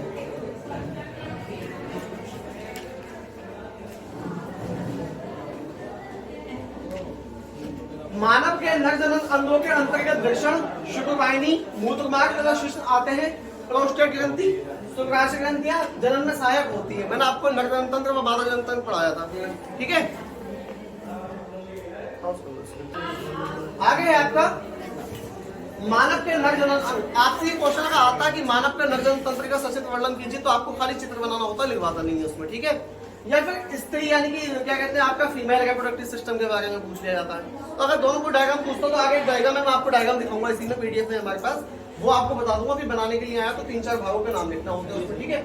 और यहाँ से एक क्वेश्चन आएगा इस चैप्टर से ही, तो एक वो आ सकता है, क्या बोलते हैं, जनसंख्या वृद्धि वाला क्वेश्चन, कि जनसंख्या वृद्धि किसे कहते हैं और जनसंख्या वृद्धि को रोकने का उपाय। तो यहाँ जो आपको ऑप्शन दिया शुक्रवाहिनी, शुक्राशय, तो इस शुक्रवाहिनी जो होती है इसको काट देने से जनसंख्या वृद्धि वाले जो क्वेश्चन है उसको पूछा था कि स्थायी उपाय क्या है, तो इसको बोलते हैं वेसेक्टोमी, ठीक है। इसको इंग्लिश में कहते हैं वेज डिफरेंस। इसको काट देने से जो क्या कहते हैं प्रॉब्लम होती है वो खत्म हो जाती है, इसीलिए इसको आपकी जनसंख्या वृद्धि को रोकने के उपाय में स्थायी उपाय बताया गया है। क्योंकि ये एक बार आपने कर दिया ऑपरेशन तो इसके नसबंदी बोलते हैं, पुरुष नसबंदी।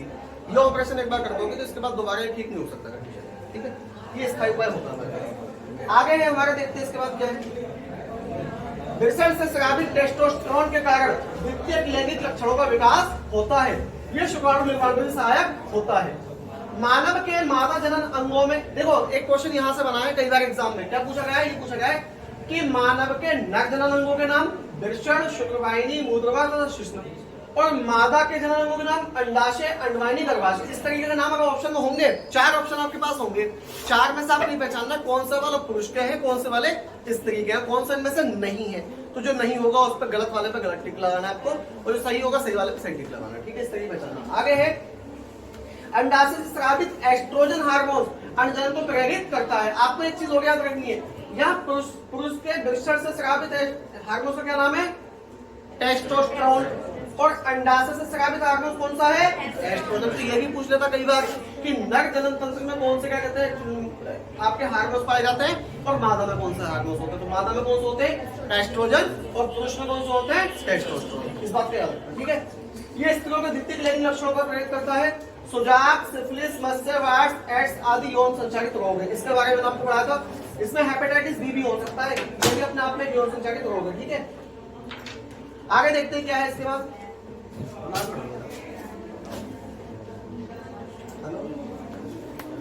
बहुविकल्पी प्रश्न देखिए, ये पूछा था घटना कौन सी है, तो आपकी इसमें ये पूछ ली जाएंगी आपकी रोधक विधियां, रासायनिक विधियां, लूप अथवा कोपर्टी तथा शल्य विधियां, ठीक है। शल्य विधियां का मतलब हो गया ऑपरेशन वाली विधियां। इसके बाद हमारे कुछ बहुविकल्प है इसी क्वेश्चन में, देखिए कौन कौन सा है। पौधों में कायिक परिवर्तन के लिए कौन सा भाग अधिक अनुकूल है, तना, पत्ती, जड़, ये तीनों तो होते ही है, लेकिन सबसे ज्यादा कौन सा होगा, त्रिकली का। जाइगोट में गुणसूत्रों की संख्या कितनी होती है, 2x। निषेचन के बाद पुष्प का कौन सा भाग फल में बदल जाता है, मैंने बताया था बीज बदलता है आपका बीजांड में, और अंडाशय कहाँ बदलता है, फल में। ये बात याद रखना, क्वेश्चन कई बार पूछा गया आपसे बोर्ड एग्जाम में। परागकणों का परागकोश से वर्तिकाग्र तक स्थानांतरण यानी कि पहुंचना क्या कहलाता है, परागण। तो ऑप्शन में आपके पहले ही परागण, ठीक है। द्विनिषेचन विशेष लक्षण है किसका, आवृतनिशी पादपों का, उसी में होता है द्विनिषेचन। कहाँ होता है ये भी मैं आपको बता दूं, पादपों में जो ये अंडाशय होता है आपका, अंडाशय के अंदर जो बीजांड होता है, तो बीजांड की संरचना बच्चों कुछ इस तरीके की होती है, ठीक है। तो इसमें क्या होता है, इसमें 2 केंद्र एक बीच में होते हैं, एक ये वाला होता है, एक ये होता है। ये बीच में अंड कोशिका होती है, और जब परागकण से जो परागकणिका बनाते हुए परागकण आता है, तो वो आने के बाद एक तो अंड कोशिका से टकराता है, एक बीच वाली कोशिका से टकराता है। तो एक निषेचन यहाँ होता है, एक निषेचन यहाँ होता है, इसलिए पूछा गया है कि द्विनिषेचन, 2 निषेचन कब होंगे, एक निषेचन अंड कोशिका से हो गया, एक आपकी बीच सहायक कोशिका से यहाँ से हो जाता है, ठीक है, बीच वाली कोशिका से। तो आपके दो निषेचन होने की वजह से इसको क्या कहते हैं, द्विनिषेचन। जैसे पूछ लेता है कि द्विनिषेचन में त्रिसंलयन किसे कहते हैं, ये इंटर का क्वेश्चन है, इंटर में पूछा जाता है ऐसा क्वेश्चन 12th क्लास में कि द्विनिषेचन में त्रिसंलयन किसे कहते हैं।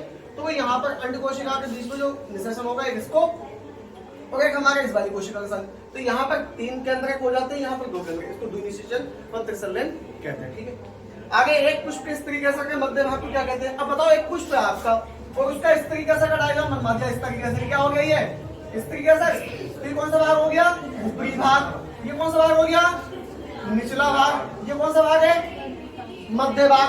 ठीक है, तो ऊपर वाला वर्तिकाग्र, नीचे वाला क्या है, अंडाशय, बीच वाला क्या है, वर्तिका, मध्य वाला भाग क्या है, क्वेश्चन क्या है, एक पुष्प इस तरीके से मध्य भाग को क्या कहते हैं, वर्तिकाग्र, वर्तिका, अंडाशय, बीजांड क्या कहोगे, वर्तिका। आंसर सही है आपका। चलिए आगे देखिए क्या है, निषेचन के दौरान परागकण से निकलने वाली पराग नली का सामान्यतः किसके द्वारा बीजाणु प्रवेशन करती है, तो ये किसके द्वारा करती है। अब यहाँ से जो परागकण है आपका, ये परागकण इस वर्तिकाग्र पे आ गया, अपने यहाँ पे ये नलिका बनाता हुआ लाएगा, नापते हुए नीचे से ये अंड द्वार में बना दे, अंड कोशिका यहाँ से प्रवेश करती है, तो आपका आंसर क्या होगा, अंड द्वार। हालांकि प्रवेश ही यहाँ से भी कर सकती है, लेकिन अलग अलग पुष्पों में होता है ऐसा, मध्य प्रवेश भी होता है, ऊपरी प्रवेश, ये इसको बोलते हैं चलाजा प्रवेश, यहाँ पे चलाजा लिखा हुआ होता है। ठीक है, लेकिन हमारा सबसे ज्यादा प्रवेश कहाँ से होता है, अंड कोशिका के पास से, इसीलिए इसको कौन सा प्रवेश कहते हैं, अंड द्वार प्रवेश। ठीक है, इसके बाद मुकुलन पाया जाता है, किसमें पाया जाता है, हाइड्रा में। फिर आपका पुष्प का कितना भाग होते हैं, 4 भाग होते हैं आपके पुष्प। ठीक है, कौन कौन से, मैंने बता दिया आपको, बाह्य दल, दल, केसर और स्त्री केसर। आगे क्वेश्चन आपका, पराग नलिका में नर युग्मक की संख्या कितनी होती है, 2। क्यों, क्योंकि आपने जब परागकण देखा था तो वहां पर नर युग्मक में कितने होते हैं, 2 होते हैं। परिवार नियोजन की स्थायी विधि क्या है, अभी बताइए मैंने, कौन सी है, ठीक है, ये स्थायी विधि होती है। इस तरीके का 1 नंबर क्वेश्चन कर लेंगे आप लोग। चलिए तो फिर नेक्स्ट पढ़ाते हैं, देखते हैं क्या है। वैसे देख लेते हैं 2-3 क्वेश्चन और हैं इसके, ये नहीं देख लेते। क्वेश्चन, अलैंगिक जनन मुकुलन द्वारा होता है, किसमें होता है, ईस्ट में। याद रखना, निषेचन में कौन मानव के मादा जनन तंत्र का भाग नहीं है, अभी बताया था पीछे मैंने क्वेश्चन ही। अब देखो, मानव के मादा जनन तंत्र की बात चल रही, तो मादा में क्या क्या होता है, अंडाशय भी होता है, गर्भाशय भी होता है, डिंब वाहिनी, इसको फेलोपियन ट्यूब बोलते हैं इंग्लिश में, क्या बोलते हैं, फेलोपियन ट्यूब। ठीक है, और ये शुक्रवाहिका, तो शुक्रवाहिका किसमें होती है, जहां शुक्राणु बनते हैं। अब शुक्राणु किसमें बनते हैं, मादा में, पुरुष में, पुरुष में, तो कौन सा वाला भाग नहीं होगा, ये वाला भी, और नहीं है, याद रखना, क्वेश्चन में नहीं पूछा। ठीक है, आगे पुरुष में लिंग सूत्र होते हैं, मैंने पढ़ाया था आपको, XX क्या होता है, मादा, और XY क्या होता है, पुरुष। तो पुरुष में कौन सा वाला होगा, क्या XX होगा, X होगा, Y होगा या XY होगा, XY। ठीक है, निम्न में कौन सा रोग यौन संचारित नहीं होता, सिफिलिस, HIV, गोनोरिया। अगर हेपेटाइटिस दिया हो, हेपेटाइटिस B दिया होता है यहाँ पे, तो आपका ये भी यौन संचारित रोग होता है, इस बात का याद रखना। खाली हेपेटाइटिस दिया आपको, ठीक है, हेपेटाइटिस की कई कंडीशन होती है, हेपेटाइटिस C, हेपेटाइटिस B वाला ज्यादा खतरनाक होता है, इसको हम काला पी लिया कहते हैं। समझ में आ गया बच्चों? ठीक है, नेक्स्ट क्वेश्चन क्या है, परागकोश में होते हैं, क्या होता है परागकोश में, परागकण। ऑप्शन में आपके बाह्यदल, अंडक, अंडाशय, परागकण। मानव में भ्रूण को पोषण मिलता है, किससे मिलता है, अंडाशय से तो मिलेगा नहीं, ना किडनी से मिलेगा, ना फेलोपियन ट्यूब से मिलेगा, किससे मिलेगा, प्लेसेंटा से। प्लेसेंटा क्या होता है, लेयर बनी होती है ऊपर, उसके अंदर भ्रूण होता है, तो भ्रूण को जो भोजन मिलता है वो प्लेसेंटा से मिलता है। और ये भी पूछा जाता है कि मनुष्य का जो ऑक्सीजन का और ब्लड का जो परिवहन करता है, कौन करता है, प्लेसेंटा करता है। अब से देखिए क्वेश्चन कैसे पूछे जाते हैं, ये आपकी पुष्पी संरचना है, एक बार इसको देख लेना क्वेश्चन में। ये वैसे तो आपके पूरे चैप्टर का रिवीजन हो गया इसमें, तो हम नेक्स्ट देखें क्या है, इंपोर्टेंट क्वेश्चन क्या क्या वो बता दूंगा आपको।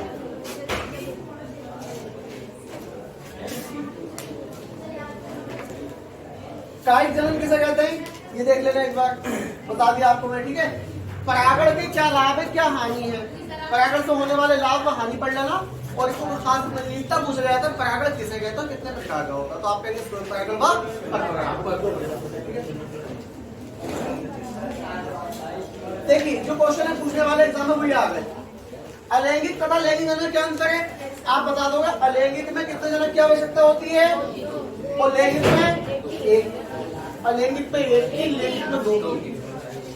आगे समसूत्री कोशिका विभाजन होता है, इसमें अर्धसूत्री विभाजन द्वारा होता है। क्या अलैंगिक जनन निषेचन होता है? नहीं होगा, क्योंकि वहां पर 2 जनक है नहीं, ना अंडाणु शुक्राणु आपस में मिल रहे हैं तो निषेचन होगा ही नहीं। ठीक है, तो क्या होगा? इसमें नहीं होगा, और इसमें लैंगिक जनन निषेचन होता है। ठीक है, आगे आपका द्विखंडन व बहुखंडन अभी बताया आपको वीडियो के पीछे। समझ कर लोगे इसको आप? ठीक है, बीजांड की संरचना ये आ गई। अभी मैं आपको बताया था बार बार कि बीच में द्वितीय केंद्रक होता है, यहाँ पर अंड कोशिका होती है, बराबर में सहायक कोशिका होती है। जो पराग नलिका से परागकण आता है तो आते हुए कहां से प्रवेश करता है? बीजांड द्वार से। ठीक है, आगे आपका क्वेश्चन, परागण व निषेचन में क्या अंतर है? तो परागकोश से परागकणों का व्यक्तिकाट पर कौन सी क्रिया कहलाएगी? परागण। और परागण जब व्यक्तिकाट पर पहुंच गए तो उसके बाद धीरे धीरे नीचे पराग नलिका में जाएंगे, जाने के बाद अंड कोशिका में टकरा जाएंगे, वहां पे जाके क्या हो जाएगा? कंडीशन क्लियर है? ये आ गया आपका भारतवर्ष में जनसंख्या वृद्धि के कारण तो ये इंपॉर्टेंट क्वेश्चन है चैप्टर आपका। ठीक है, इसको याद रखना। और मैं आपको बता दूं इसमें क्या पूछा जाता है। इसको कई तरीके से पूछा गया है और इसको टिक लगा लो, बता रहा हूँ आपको इसमें। चलो, अब आप जनसंख्या वृद्धि के बारे में बताओगे। पहले तो बताओ भारत के अंदर जनसंख्या वृद्धि कब से बढ़ी है? 1980 के बाद से लगभग डबल हो गई है। 70-80 के बाद से लगभग डबल हो गई। पहले 70-80 करोड़ थी, अब 138 से 40 करोड़ के आसपास में है जनसंख्या। ठीक है, तो इतनी तेजी से जनसंख्या बढ़ने, इसका रीजन क्या है बढ़ने का, और इससे होने वाले नुकसान क्या क्या हो सकते हैं, ये भी आपको पता होना चाहिए। जितनी जनसंख्या बढ़ेगी उतनी पृथ्वी में सबसे ज्यादा पोल्यूशन फैलेगा, आपके बेरोजगारी बढ़ेगी और स्वास्थ्य चिकित्सा में कमी आती रहेगी। क्योंकि जो फैसिलिटी आपको मिल रही है हॉस्पिटल के अंदर, आज आप अपने आसपास के अस्पतालों में जाके देख लीजिए। अभी कोरोना आया था तो पता चल गया था कि क्या कंडीशन है देश के अंदर अस्पतालों की। और आज के टाइम में आप स्कूलों की कंडीशन देख लीजिए। स्कूलों में आपको फिर भी एडमिशन मिल रहे हैं, लेकिन जितने भी लोग हाई स्कूल इंटर करने के बाद किसी कोर्स में एडमिशन लेना चाहते हैं तो वो सीट्स फुल हो जाती है, वहाँ एडमिशन नहीं मिल पाती। जब जनसंख्या बढ़ती जाएगी तो सीट्स थोड़ी बढ़ रही है हमारी, सीट्स भी अगर बढ़ेंगी तो फिर कंडीशन कुछ सुधार में आएगी। लेकिन क्या है, यहाँ पर देख लीजिए, किसी स्थान विशेष पर दिए गए समय पर उपस्थित कुल व्यक्तियों की संख्या उस स्थान की जनसंख्या कहलाती है। मैं आपसे वो जनसंख्या किसे कहता है? जो अब आप पूरी कैमरे की पूछोगे, पहले सवाल में ये पूछोगे सर कहाँ की जनसंख्या, क्या आप देश की बात कर रहे हैं, क्या आप यूपी की बात कर रहे हैं, क्या आप जिले की बात करें, क्या आप इस कस्बे की बात करें जिसमें हम रहते हैं, या आप हमारी क्लास की बात कर रहे हैं। तो जनसंख्या कैसे कहेंगे? जनसंख्या का मतलब ये नहीं कि एकदम पूछेंगे तो आप किसी की बता देंगे। पहले जगह देखी जाएगी कहाँ की पूछी जा रही है। मैं दुनिया की पूछूंगा तो आप कहेंगे 700 करोड़ के आसपास है, लगभग 740 करोड़ के आसपास। और भारत की पूछूं तो मैं आपसे कहूँगा आपका वैसा लगभग 138-40 करोड़ के आसपास है। यूपी की पूछूं तो 25 करोड़ के आसपास है लगभग। ठीक है, फिर आपसे कही जाएगी कि आप अपने जिले की बताइए या अपने कस्बा केंद्र की बताइए, तब आप बताएंगे सर इतनी। और मैं क्लास की बताइए तो आप अपनी क्लास की गिनती कितनी बता दो। क्लास में जैसे 100 बच्चे हैं, 150 बच्चे, 200 बच्चे, इस तरीके से आप बता दो। ठीक है, आगे जनसंख्या वृद्धि के कारण क्या है? देखो कारण है निम्न सामाजिक स्तर। निम्न सामाजिक स्तर का मतलब हो गया कि हमारे देश की जनता का रहन सहन निम्न स्तर का है। सबसे ज्यादा देश में, हमारे देश के अंदर एक चीज हो याद रखना, 65 से 70% लगभग हम ग्रामीण लोग। कैसे है? ग्रामीण। तो ग्रामीण लोग हैं तो मान लीजिए खेती पर डिपेंड करते होंगे। उन्हें क्या मालूम ज्यादा एजुकेशन का लेवल क्या है, वो किस चीजों पर हम लोग ध्यान दे रहे हैं। ग्रामीण क्षेत्रों में हमें ज्यादा से ज्यादा एजुकेशन पहुंचानी है, लोगों तक पहुंचाना है कि हाँ देखिए पढ़ने लिखने के बाद जो बदलाव आते हैं वो कैसे आते हैं हमारे अंदर। आगे आपका निरक्षरता, यानी कि निरक्षर लोग छोटे परिवार के महत्व को नहीं जानते, इस कारण से अज्ञानतावश निरंतर संतानोत्पत्ति होती रहती है। अब निरक्षर यानी कि आप लोग शिक्षित नहीं है तो फिर क्या करोगे? इस चीजों के बारे में पता ही नहीं है। कम आयु में विवाह, अब किसी का विवाह कम आयु में कर दिया। मान लीजिए किसी का विवाह 16 साल की आयु में कर दिया, और अब 16 साल वाले आयु का विवाह वाले अगर वो 32 साल की हो जाए, कोई लड़की है लड़का है, तो उनके खुद के बच्चे 15-16 साल के होंगे, 14-15 साल के हो जाएंगे, 2 साल बाद उनका विवाह कर दो। फिर जब वो लगभग 40 साल पे पहुंचेंगी, 45 साल पे, तो उनके बच्चों की नामी बन गई होंगी तो लेकिन अगर शादी की उम्र 22 साल से ऊपर कर दी जाए तो 22 का मतलब 22 दूनी 44 डबल। तो वहां आप देखेंगे कि 45 साल में कोई लड़की अगर मतलब उनकी बेटी अगर जवान होती है तब तक वो उस कंडीशन में आ जाएंगे कि वो उनकी शादी करेंगे। तो वो 45 साल की कंडीशन में खाली बेटी की शादी करेंगे, और एक कंडीशन ऐसी आ रही है 45 साल में की पोती की शादी करेंगे। तो क्या जनसंख्या बढ़ेगी नहीं बढ़ेगी? तो ये क्या है? कम आयु में विवाह इसका कारण है। ठीक है, आगे ग्रामीण तथा अशिक्षित परिवारों में आज भी बाल विवाह की प्रथा का प्रचलन है। कानूनी प्रचलन के बावजूद कम आयु में ही विवाह अनेक विवाह संपन्न हो जाते हैं, जिनके कारण कम आयु में ही करने लगते हैं। यानी कि अब आप कम आयु में ही संतान को जन्म दे देते, क्योंकि संतान को जन्म देने की जो आयु लग जाती है साइंस के अकॉर्डिंग आपकी तो 12 साल से 13 साल के बाद, क्योंकि आपको पढ़ाया जाता है कि पुरुषों में जो आप पढ़ते हैं कि शुक्राणुओं का निर्माण होना जब शुरू हो जाता है तो 12 से 13 साल की उम्र के बाद, और स्त्रियों में अंडाणु का निर्माण तो बहुत पहले ही हो जाता है। ये तो जब हो जाता है जब बच्ची का जन्म भी नहीं हुआ होता है, लेकिन एक्टिव कब होते हैं 12 से 13 साल की उम्र के बाद। ठीक है, जो आपके क्या कहते हैं अंडाशय में अंडाणु बन जाते हैं वो एक्टिव हो जाते हैं, और एक्टिव होने के बाद फिर वो जो कंडीशन होती है मेल और फीमेल की वो मैच्योरिटी में आ जाती है। आगे आपका मृत्यु दर में निरंतरता कमी। अब जब हम ये देख रहे हैं कि हमने अपने देश के अंदर तमाम स्वास्थ्य सेवाओं को अपने ऊपर हावी कर लिया है कि जगह से तकलीफ में हम दवाई ले लेते हैं, तो वो जो आपके मृत्यु दर में निरंतरता कमी ला दी जाएगी, जन्म दर बढ़ रही है, मृत्यु दर कम होती जाएगी। ठीक है, आधुनिक चिकित्सा सुविधा के फलस्वरूप मृत्यु दर में कमी आई है, इसके प्रति जन्म दर में वांछित कमी नहीं आ पाई। जन्म दर का मतलब हो गया एक दिन में अगर किसी राज्य में या किसी देश के अंदर मान लीजिए 100 लोगों का जन्म हो रहा है और मृत्यु कुल 30 लोगों की हो रही है, तो क्या जनसंख्या बढ़ेगी या घटेगी? बढ़ेगी। और तो इसमें हो गया कि निरंतरता किसमें कमी आ रही है? मृत्यु दर में। और अभी आपसे कहा जाए कि एक देश में 100 लोगों की मृत्यु होगी, 30 का जन्म होगा, तो क्या होगा? तब जनसंख्या कैसे होगी? बढ़ेगी घटेगी? घटेगी। तो वहां किसमें कमी आएगी? तब आपकी जन्म दर में कमी होगी। फिलहाल हिंदुस्तान के अंदर ये कंडीशन है कि हर 2 मिनट में एक बच्चा का जन्म हो जाता है। आगे है जनसंख्या नियंत्रित करने के उपाय, परिवार नियोजन। अब आपके पास उपाय हैं, ठीक है, जनन स्वास्थ्य। इसके बाद आपको मैंने पढ़ा वैसेक्टोमी उपाय है, इसका ट्यूबेक्टोमी उपाय है। ठीक है, लोगों को शिक्षित करना, जगह जगह पर कैंप लगा के बताना कि भाई देखिए छोटा परिवार सुखी परिवार, तमाम अस्पतालों पे लिखा होता है दीवारों पे। ठीक है, क्योंकि आगे चल के सरकार इसके लिए कानून बना दे, कानून ये बना दे कि भाई देखो जिसकी फैमिली में 2 लोग होंगे, सिर्फ 2 बच्चे होंगे, उनमें से हम एक को सरकारी नौकरी देंगे, 3 होंगे तो हम नहीं देंगे, तो लोग खुद ही अब कंट्रोल में आ जाएंगे। ठीक, चीन में जैसे बन गया था नियम, चीन का नियम तो काफी खतरनाक हो गया था। आगे देखिए, इंडिया में नहीं बनेगा, तुम लोग पढ़ोगे लिखोगे तभी तो कानून तक बनाओगे। ये बात आप हमें नियम बनाने, अब तुम पढ़ते नहीं हो, आधा पढ़ के भाग जाते हो। आगे देखिए, ये आप इस तरीके से लिख देंगे, क्वेश्चन कोई दिक्कत इसमें? ठीक है, जनसंख्या वृद्धि के कारण होने वाले नुकसान क्या क्या हो सकते हैं? खाद्य आपूर्ति की समस्या, जनसंख्या बढ़ेगी क्या समस्या आएगी? खाने के सामान कम हो जाएंगे। ठीक है, शिक्षा व्यवस्था की समस्या, आपको एजुकेशन में प्रॉब्लम होगी, क्यों? क्योंकि सीट्स नहीं मिलेंगी कॉलेज में। आज एमबीबीएस की मारामारी चल रही है, देखो हिंदुस्तान के अंदर लोगों को सीट नहीं मिल पाती, जबकि एडमिशन का खर्चा भी इतना आ रहा है कि आदमी 70 लाख 80 लाख रुपए खर्च करके एमबीबीएस कर इंडिया के अंदर। ये कंट्री इसलिए फिर विदेश भागते हैं, वहाँ 25 लाख 30 लाख में हो जाता है। ठीक है, आगे रोजगार की समस्या। अब रोजगार भी नहीं मिलेगा। जिस काम को आप लोगों को आप सोचो कि आप 18 साल के हो गए, हाई स्कूल पास कर लिया, नौकरी मिल जाएगी, अब नहीं मिलेगी। पहले मिल जाती थी IIT पास वालों को नौकरी, क्योंकि पहले लोग कम पढ़े लिखे होते, लोग कम होते थे, पढ़े लिखे होते थे। आज लोग ज्यादा है, पढ़े लिखे नहीं है, तब भी समस्या आती है। और पढ़ाई को आप लोग पूरा दिन तो मोबाइल में निकाल देते, क्या पढ़ोगे? फिर क्या तो हमें नौकरी नहीं मिल रही। स्वास्थ्य एवं चिकित्सा सेवा समस्या, परिवार में अधिक बच्चे होने से माँ का स्वास्थ्य खराब हो जाता है, जिससे बच्चों की उचित देखभाल न होने से वे बीमार और दुर्बल हो जाते हैं। हमारे देश में अस्पतालों की कम संख्या के साथ साथ उनमें पर्याप्त औषधियां उपलब्ध नहीं हो पाती। ये देश के अस्पतालों को प्रभाव के दिनों असल में देखो, बात तो बिल्कुल सही कही जाती है, लेकिन हम ही गलत समझ लेते हैं। इन्होंने कहा है, अभी कैमरी के अंदर चले जाइए आप लोग, कैमरी के सरकारी अस्पताल में सन 2013 में मैंने एक बार बोतल चढ़वाई थी अपने, मुझे पीलिया हो गया था उस कंडीशन में, तो वहां पर 5 बेड थे। आज मैं गया किसी कंडीशन में तो वहां मुझे लगता बेड भी नहीं है, जबकि उस टाइम कैमरी की आबादी कितनी थी, आज कितनी है? आज कैमरी के अंदर खाली अस्पताल की बात करते हैं, ऐसा सरकारी अस्पताल हो जाए इसमें 100 बेड कम से कम हो। कोरोना काल में ये कंडीशन हो गई थी कि लोग जमीन पे लेट के बोतल लगवा रहे थे रामपुर अस्पताल के टाइम। अब आप देखिए यहाँ हो क्या रहा है, पॉलिटिशियंस आपके कह क्या रहे, वोट मांगने चले आते हैं साहब कि साहब हम चेयरमैन में खड़े हो गए वोट दो, और वोट मांगने आए तो तुम लोगों को मैंने कई बार बताया है कि देखो वोट मांगने आए तो पहले पूछो कि तुम एक वजह बताओ, तुम्हें वोट हम दे क्यों वोट दें आप? वोट देखिए, जो नेता बनते हैं ना, नेताओं का बनने का मतलब पहले आपको बता देते हैं कि भैया हम आपके नौकर हैं, हम आपकी सेवा करेंगे। नौकर काम क्या है? सेवा करना।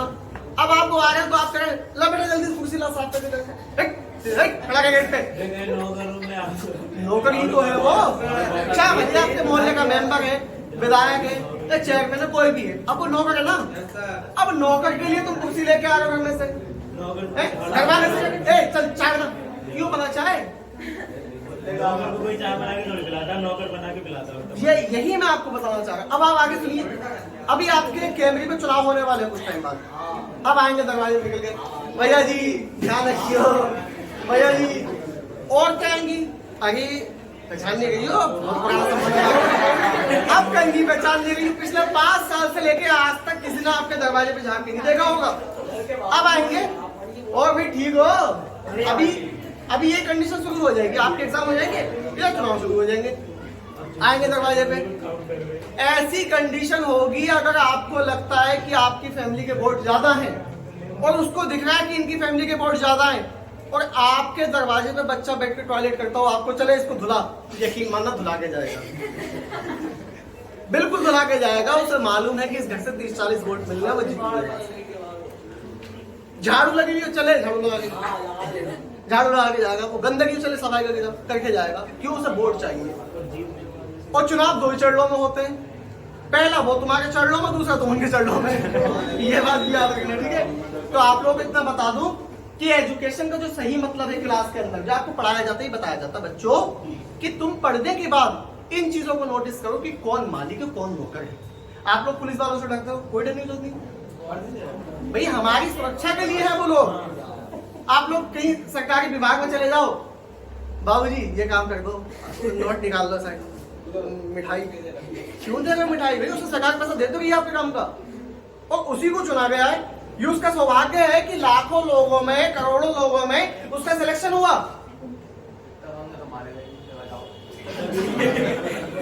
अब सिलेक्शन हुआ है तो आपको इसलिए थोड़ी हुआ है कि आप उसको जाकर अलग से ही पैसा दो, सरकार पैसा दे रही है ना, आप तब दो। आप ही लोग उनके मुंह पे खून लगा देते हो, बाद में तो रिश्वत मांग है। तो देश को जो हम बिगाड़ने का काम करते हैं, हम ही करते हैं। यही कंडीशन आपके पुलिस वालों की है, चौराहे पे गाड़ियों की चेकिंग चलती हो। अब अगर वो चालान काट रहा है तो कितना का कट रहा है? 5000 का। अब तुम कहो भैया 500 रुपए ले लो, तुम 500 दे रहे हो, वो लेकर रख लेगा, उसकी भी मजबूरी है। उसकी मजबूरी क्या है? वो तुम्हारी शक्ल देखेगा कि यार बेचारा 10,000 तो महीने कमाता होगा, 5,000 चालान के दे, छोड़ यार जाने दो। अब पैसे ले रहा है तो पुलिस वाला दलाल, और नहीं ले रहा तो तुम गाँव वाले पुलिस वाले तो कुछ भी नहीं बना सकते। चालान पर नहीं काट आज मेरा दे रहा, मैंने कहा बताओ, आके आपको बिल्कुल गांव में धोस दिखा रहा है। तो ये क्या है? दोनों जगह देखना पड़ता है, इसलिए कहता है कि चालान काट दो तो ज्यादा बेहतर है। खैर आप लोग देखिए, रोजगार कब मिलेगा जब जनसंख्या कम हो, ठीक है? जनसंख्या मत बढ़ने दो, ध्यान दो भाई। आगे देखिए क्वेश्चन क्या है।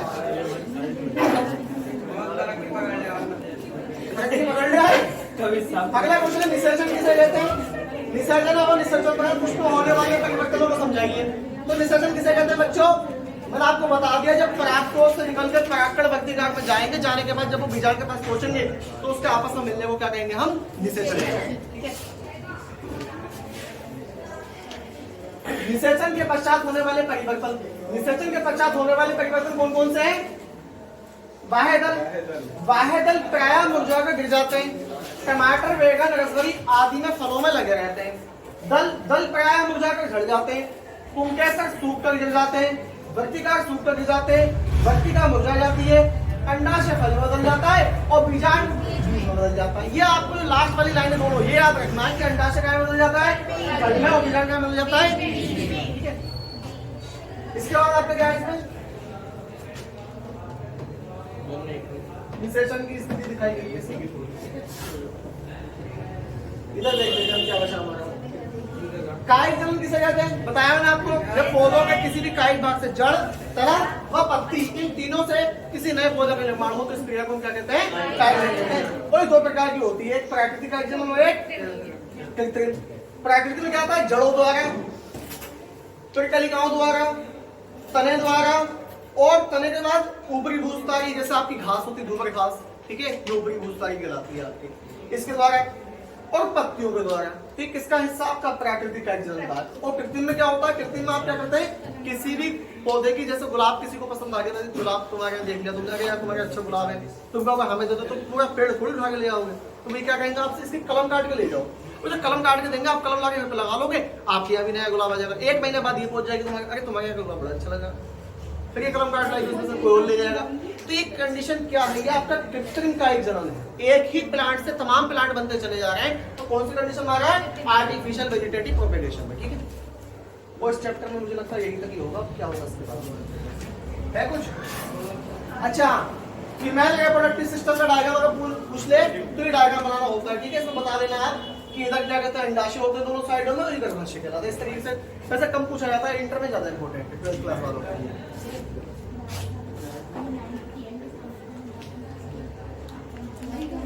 Chapter complete. अगला चैप्टर क्या है, अनुवांशिकता एवं जैव विकास, ठीक। लास्ट चैप्टर आपका कितने मिनट हो क्लास चलते हुए,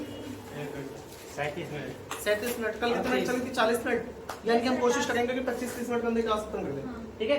इसमें पढ़ना क्या है, हमें इसमें पढ़ने वाले जो टॉपिक है वो यही है। एक तो क्वेश्चन पूछा जाता है कि लिंग निर्धारण किसे कहते हैं, ठीक। एक क्वेश्चन पूछा जाता है मेंडल के कितने नियम हैं, मेंडल के 3 नियम है इसमें, कौन से, फिर भाभिता का नियम, फिर थक्कल का नियम, तो स्वतंत्र पदग्रहण का नियम। ये भी इंपॉर्टेंट क्वेश्चन है, स्टार्ट करने से पहले बता दे रहा हूँ आप लोगों को।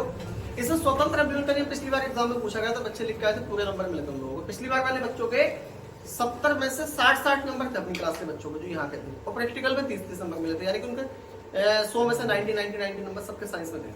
तो आप लोग मेहनत कर लो, अच्छे नंबर आ जाएंगे साइंस में। पेपर यहीं से आएगा, फर्क कितना होता है, क्वेश्चन को थोड़ा घुमा के पूछ लिया था, आप लोग कंफ्यूज हो जाते हो।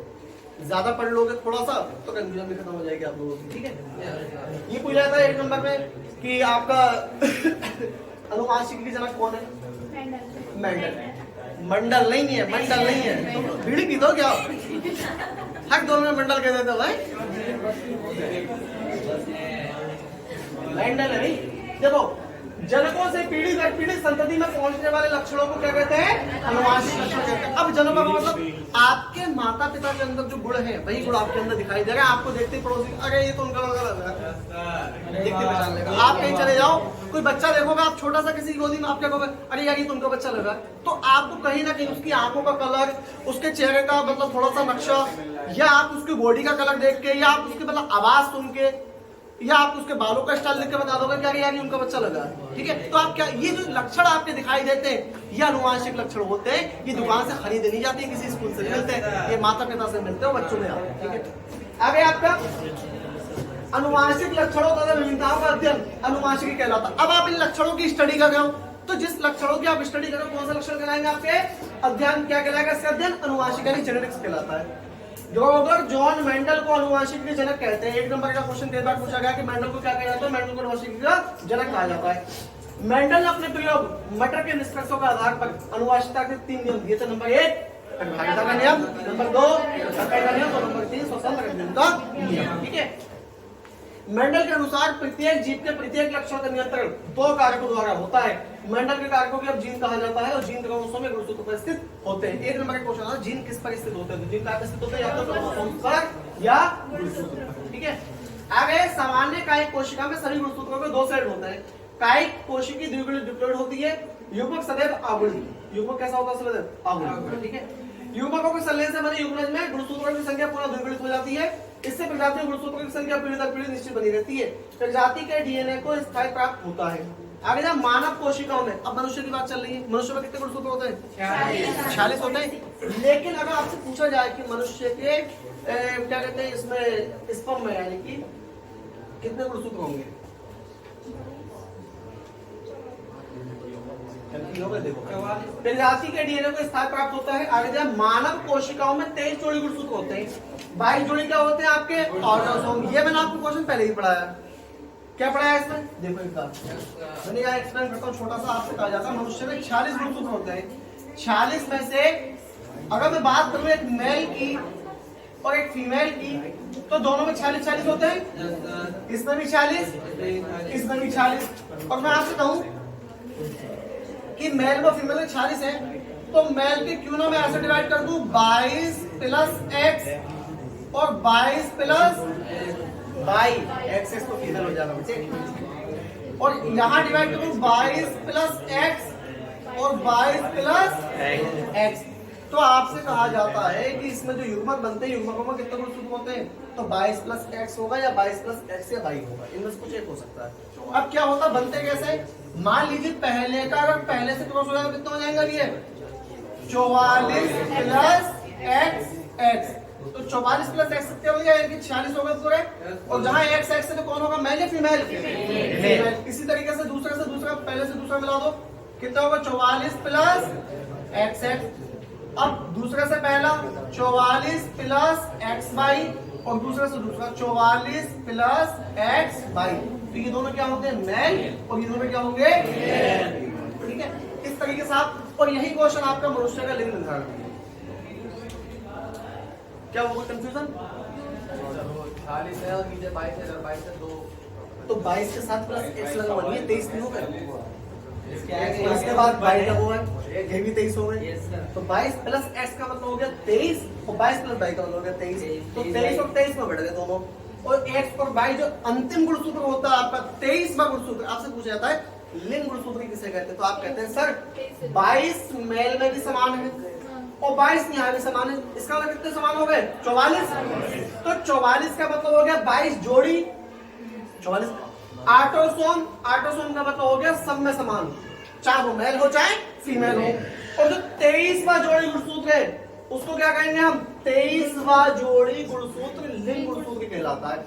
44 के बाद कितने बचे, 2, तो इस 2 को कौन सा वाला कहोगे आप, 23वां जोड़ी कहोगे ना, 23वां जोड़ी, ये कौन सा कहलाएगा आपका, लिंग गुणसूत्र कहलाएगा। क्यों, क्योंकि 22 प्लस एक्स के बाद ये वाला एक्स, ये वाला वाई, ये वाला एक्स और ये वाला एक्स, ये बता रहा है कि कौन मेल होगा कौन फीमेल होगा। जहां से किसी के लिंग यानी कि सेक्स कैरेक्टर का पता चले कि कौन है, मेल है या फीमेल है, तो वो वाला गुणसूत्र यदि बताता तो वो कंडीशन आपकी क्या कहलाएगी, लिंग गुणसूत्र कहलाएगा। याद आ गया।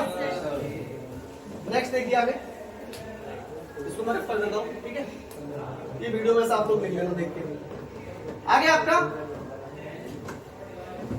सभी अंडाणु समान जीन संरचना 22 प्लस एक्स वाले होते हैं, 50% शुक्राणु 22 प्लस एक्स तथा 50% शुक्राणु 22 प्लस वाई वाले होते हैं। मैंने आपसे कहा था कि मनुष्य के शुक्राणु में, शुक्राणु जो होगा आपका उसमें कितने गुणसूत्र पाए जाएंगे, ये तो क्वेश्चन पूछा था अभी, तो कितने पाए जाएंगे उसमें, 22 प्लस एक्स, या तो 22 प्लस एक्स होंगे या 22 प्लस वाई होंगे। और ये याद रखना कि मनुष्य में 46 होते हैं, तो अंडाणु में भी आते होंगे शुक्राणु में भी आते होंगे। अगर दोनों में पूरे आ गए और दोनों आपस में मिल गए तो निषेचन हो जाएगा, और निषेचन हो गया तो 46 प्लस 46 मिलकर कितने हो जाएंगे, 92, और 92 में तो मनुष्य हो गए नहीं, क्योंकि मनुष्य में पुरुषों को कितने होते हैं 46, तो 23 प्लस 23 मिलकर कितने हो जाएंगे 46, एक नया मनुष्य जैसा मनुष्य का लिंग, ये कंडीशन होती है। आगे देखिए क्या है, जीवन के प्रारंभ से सतत परिवर्तनों द्वारा पूर्ववर्ती जीवों से नए जीवों की उत्पत्ति का जैव विकास कहते हैं। ये आपका पीछे था मेंडल के नियम से सब कुछ, इधर आएगा जैव विकास। जैव विकास क्या है, जहां से जीवन की उत्पत्ति हुई, इसको हम जैव विकास कहते हैं। लाभदायक विभिन्नता वाले लक्षणों का प्राकृतिक चयन होने से विकास होता है। किसी छोटी समष्टि की एलील आवृत्तियों में मादा संयोजी बदलाव अनुवांशिक अपवाहन कहलाता है। उपार्जित लक्षण कायिक कोशिकाओं में पर्यावरणीय प्रभाव से विकसित होने वाले लक्षण होते हैं, ये वंशागत नहीं होते।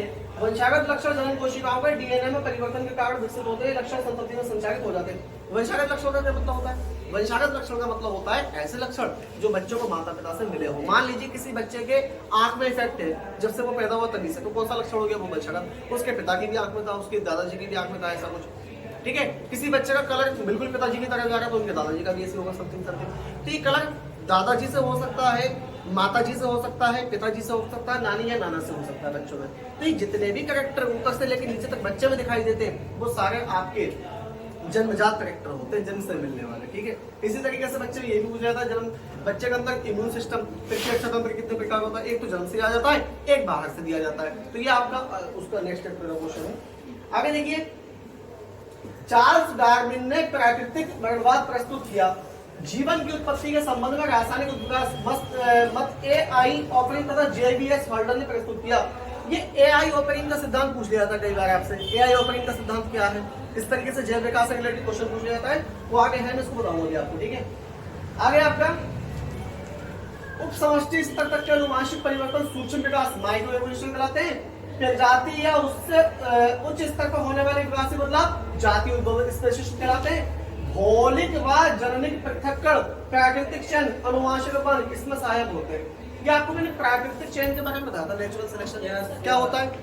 नेचुरल सिलेक्शन के बारे में बताया था कि जब आप नेचर के हिसाब से अपने आप को चेंज कर लोगे तो नेचर आपको सिलेगा। जैसे मान लो एग्जाम आ गया हाई स्कूल में, तुम वही अगर दिखा रहा हूँ, अरे होगा यार, जो होगा देखा जाएगा, तो रिजल्ट देखा जाता, 4 अक्षर लिखे होते, FAIN हो गया।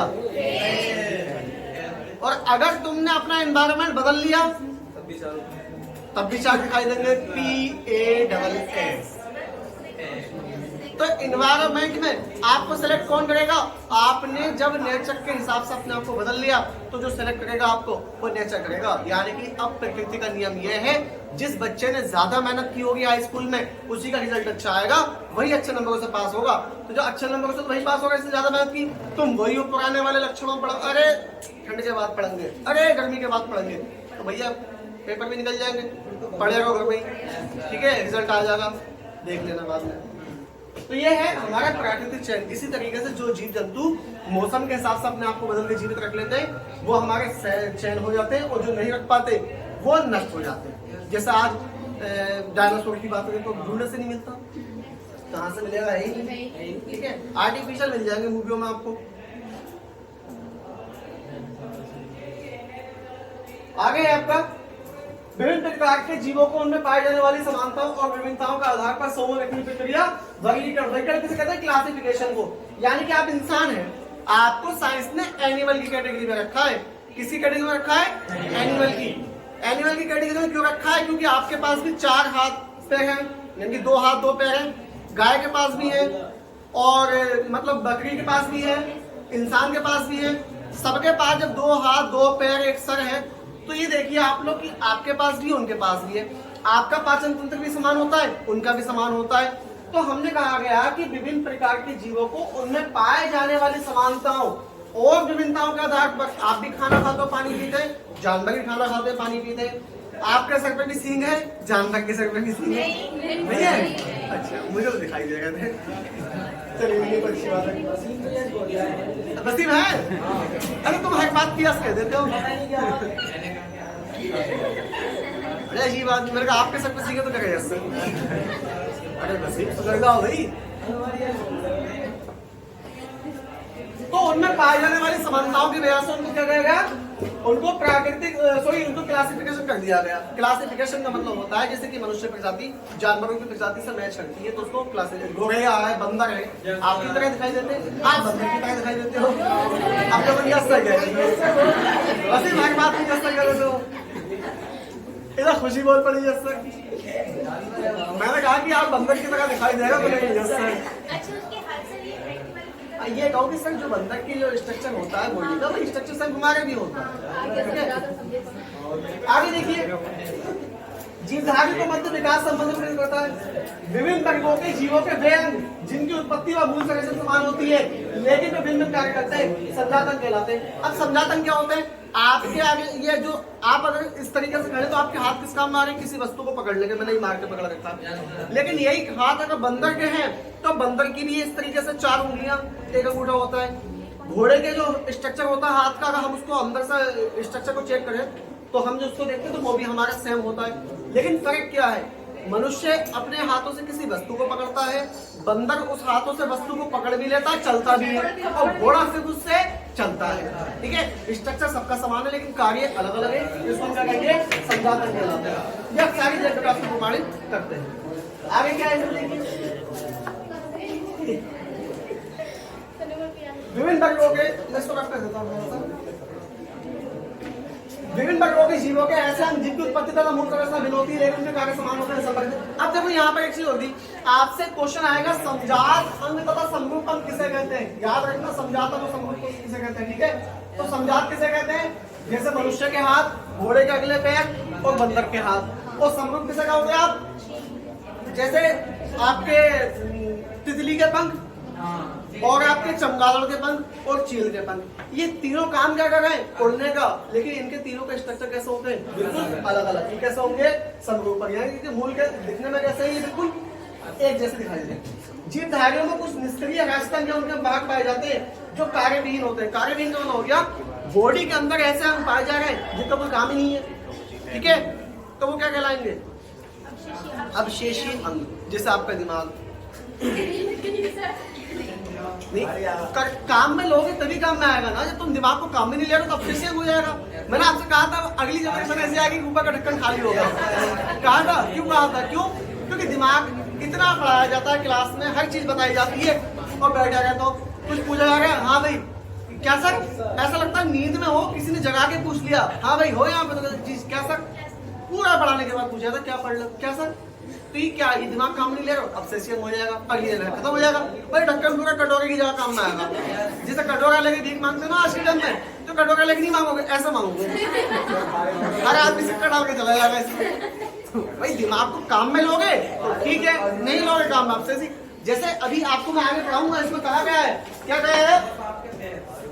सांप के पैर हुआ करते थे, सांप ने इस्तेमाल ही नहीं किए, पैर खत्म हो गए। तो अब आगे जो किताबें लिखी जाएंगी भविष्य में, तो वहां लिखा जाएगा कि प्रकृति में एक मनुष्य पाया जाता था और उसके पास दिमाग था। तो पहले वो 2014-15 से पहले तो इस्तेमाल करता था, जैसे एंड्रॉइड फोन आया उसने दिमाग इस्तेमाल करना बंद कर दिया। वो खाली मोबाइल से कोई चीज, पहले लोग किताबें पढ़ते थे, नॉलेज को याद रखते थे, आज कुछ भी देखा गूगल पे देख लेते। तो फिर क्या करेंगे, उसकी डेफिनेशन कैसे लिखेंगे कि एक मनुष्य नाम की प्रजाति पाई जाती थी, पहले वो पढ़ती थी, चीजों को याद रखती थी, धीरे धीरे एंड्रॉइड फोन आ गया, वो अपने आप को इतना उसमें विलीन कर लिया कि उनका दिमाग ने काम करना बंद कर दिया। अरे दिमाग ने काम करना बंद कर दिया तो ऑब्सेसियन हो गया।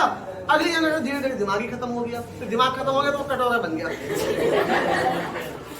ठीक है, ठीक है, कहलाएगा ऑब्सेसियन। समझ गए? अब ये आपका आने वाला फ्यूचर है, 100-200 साल में ऐसे लिखा जाएगा किताबों में। तो वही इंसान ही लिखता है, जरूरी थोड़ी है, लिखने वाले कोई भी लिख सकता भाई। तो ऊपर वाले ने बोल रहा, देखो इंसान को सबसे आला दर्जा का माना गया है, प्रजाति सारी उसी ने बनाई है। क्यों? इंसान सवाल पूछता है, इंसान को आला दर्जे में इसलिए रखा गया है कि इंसान सवाल पूछता है, बाकी दूसरी प्रजाति आपसे सवाल नहीं पूछ सकती। मुझे बताओ कोई जानवर आकर आपसे सवाल पूछा आज तक किसी ने? इंसान ने नहीं पूछा होगा, हाँ भाई कैसे हो, ये भी सवाल है आपके लिए, आपने जवाब दे दिया, भाई अल्लाह का शुक्र है, बिल्कुल ठीक है। कभी कुत्ते ने या बिल्ली ने आके पूछा कैसे हो, काट के भाग जाएगा, कितनी बीमार हो, छेड़ों में काट के भाग जाएगा, कोई नहीं पूछेगा कि क्या तुम बीमार हो, भले कुत्ता मर जाए, तुम्हारे अंदर कितना जाएगा कुत्ता मर। लेकिन क्या कंडीशन है, इंसान को आला दर्जा इसलिए प्राप्त हुआ कि वो सवाल करता है। अब तुम क्लास में बैठ के पढ़ रहे हो, मैं पढ़ा रहा हूँ और तुम कोई सवाल ही नहीं कर रहे हो, तो कौन सी वाली कैटेगरी में आ गए? इंसान से तो निकल गए ना। इसलिए अब सब ध्यान रखना, खास तौर से तुम। मैं तो करता हूँ सवाल, अच्छी बात है। आगे देखिए, जीवधारियों में कुछ तीसरी अवैध अंग उनके भाग पाए जाते हैं, वह कार्यान्वयन होते हैं, इनको ऑब्सेसियन कहते हैं। इनका उपस्थिति जैव विकास को प्रभावित करती है। प्राचीन कालीन जीवधारी के परिरक्षित अवशेष चिन्ह प्रिंट जीवाश्म कहलाते हैं। जीवाश्मों से ज्ञात होता है कि वे विलुप्त प्रजातियां कभी अस्तित्व में थी। अच्छा एक बात और, विलुप्त प्रजातियों में भी आ जाओगे तुम।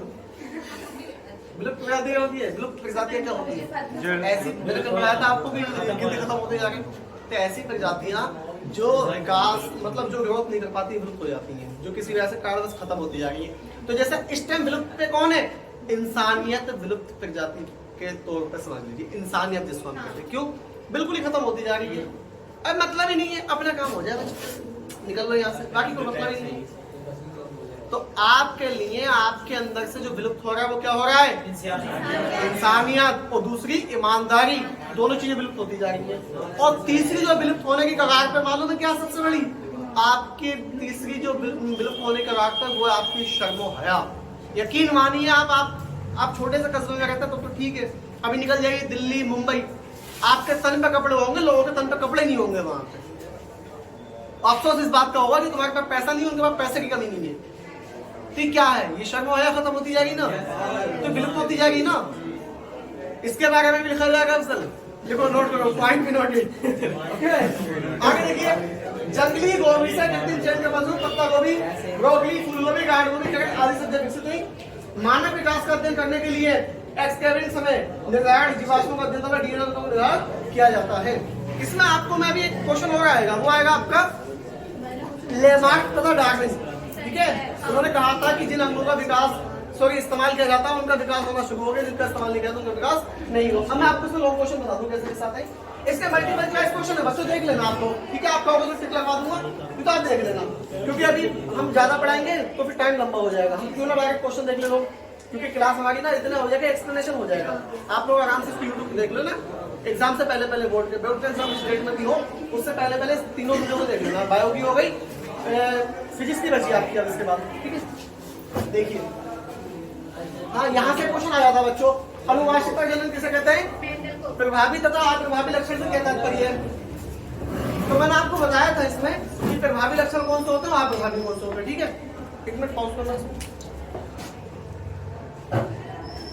कहाँ चल गए? आगे देखिए आप, इसमें द्विसंकर संगणना F2 पीढ़ी में उत्पन्न होने वाली संतानों का अनुमान उदाहरण से देखिए। अब आपके पास मेंडल के नियम ने जो बताया था मैंने आपको कि ये कहा था इन्होंने कि दो विपरीत लक्षण वाले पौधों को जब आपस में क्रॉस कराया जाता है तो जो F1 जनरेशन में मिलते हैं वो प्रभावी लक्षण वाले पौधे होते हैं।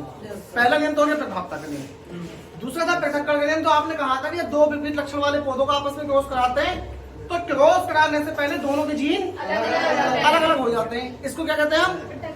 पृथक्करण का नियम। और तीसरा क्या था? स्वतंत्र विरोध। उसमें कहा गया कि जीन हमारे पास कितने भी हो, चाहे 2 हो 3 हो 4 हो, उन सबके जीन बिल्कुल स्वतंत्र रहते हैं। ऐसा नहीं है कि कोई भी 2 जीन एक साथ बैठे रहेंगे तो एक साथ ही जाएंगे। आप लोग क्लास में बिल्कुल स्वतंत्र हो, कोई किसी भी बच्चे के साथ उठ के बाहर जा सकता है, ठीक है। ऐसा नहीं है कि तुम जिसके पास बैठो उसी के साथ उठ के जाओगे, उसके साथ घर जाओगे, उसी के साथ आ रहे हो, भाई दूसरे के साथ चले गए। ये तीसरा नियम हमारा स्वतंत्र अभियोजन का नियम। तो जो तीसरा नियम था उसमें हमने जो रिजल्ट निकाला था वहां पे क्या निकल के आया था? गोल हरे, गोल पीले, झुगीदार हरे, झुगीदार पीले, जो बीच वाले पौधे लक्षण निकल के आए थे। तो वो यहाँ पे पता चला हमें कि 9-3-3-1 ये इसके अनुपात में निकल के आया था, ठीक है।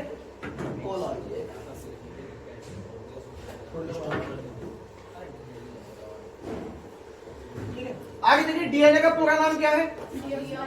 Deoxyribonucleic acid. यहाँ से क्वेश्चन बनेगा तो आप लिख देंगे। प्रोटीन का संश्लेषण कैसे होता है? डीएनए से आरएनए, आरएनए से प्रोटीन, ठीक है।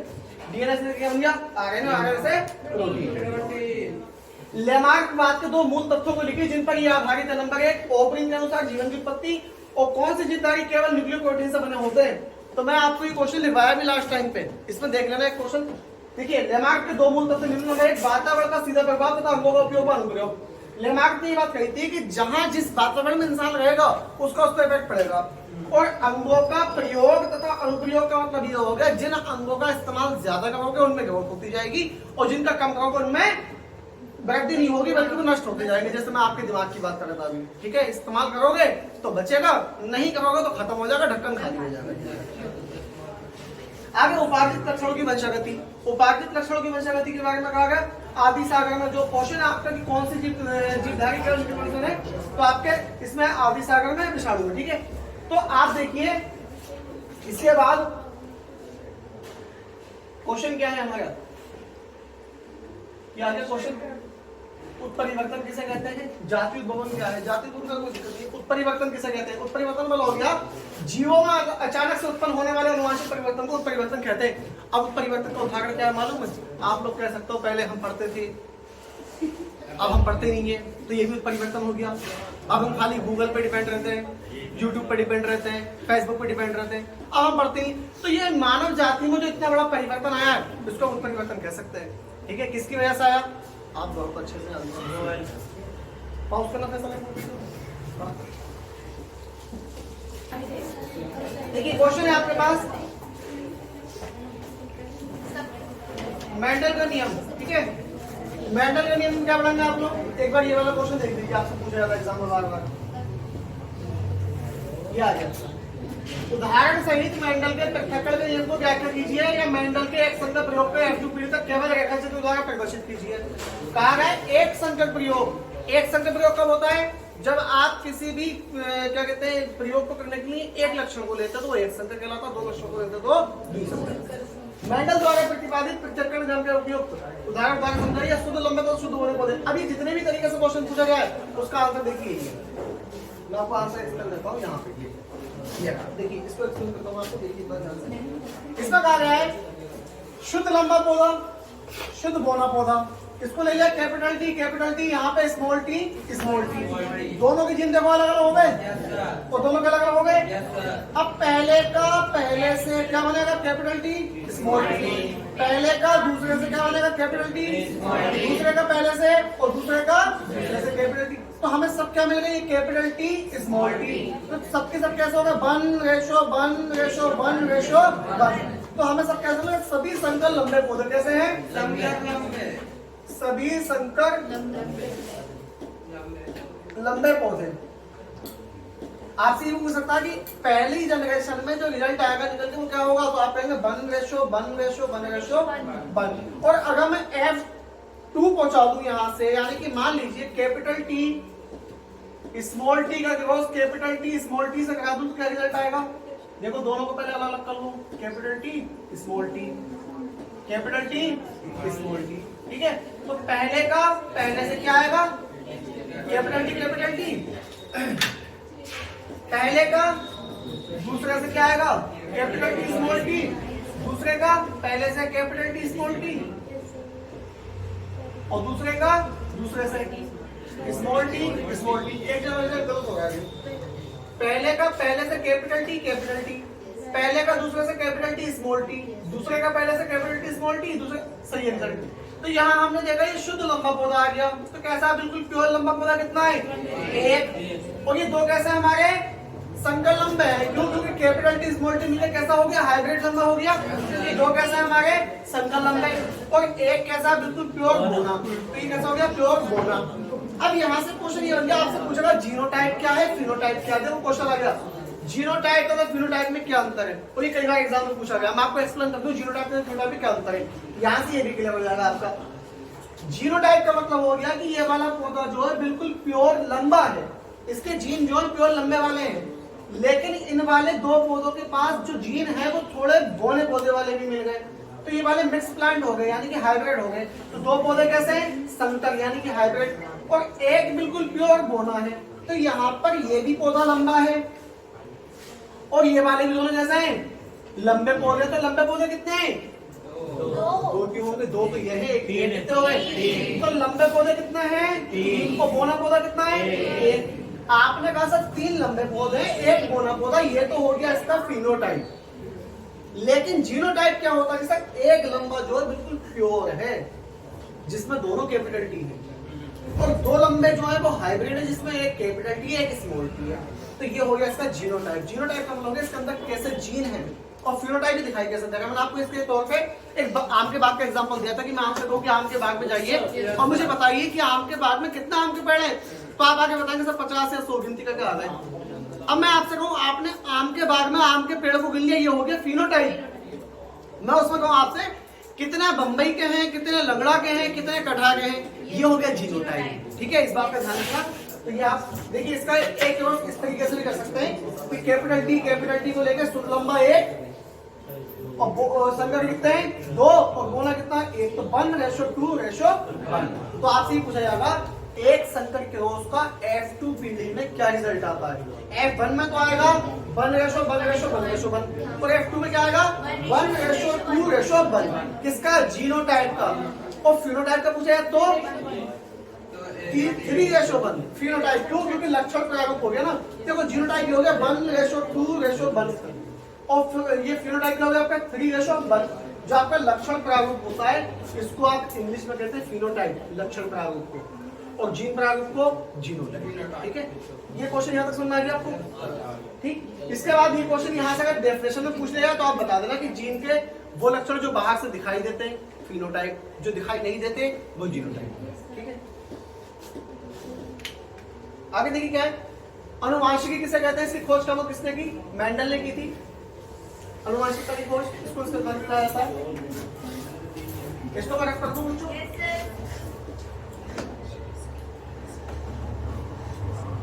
क्लास में आगे पढ़ते हैं।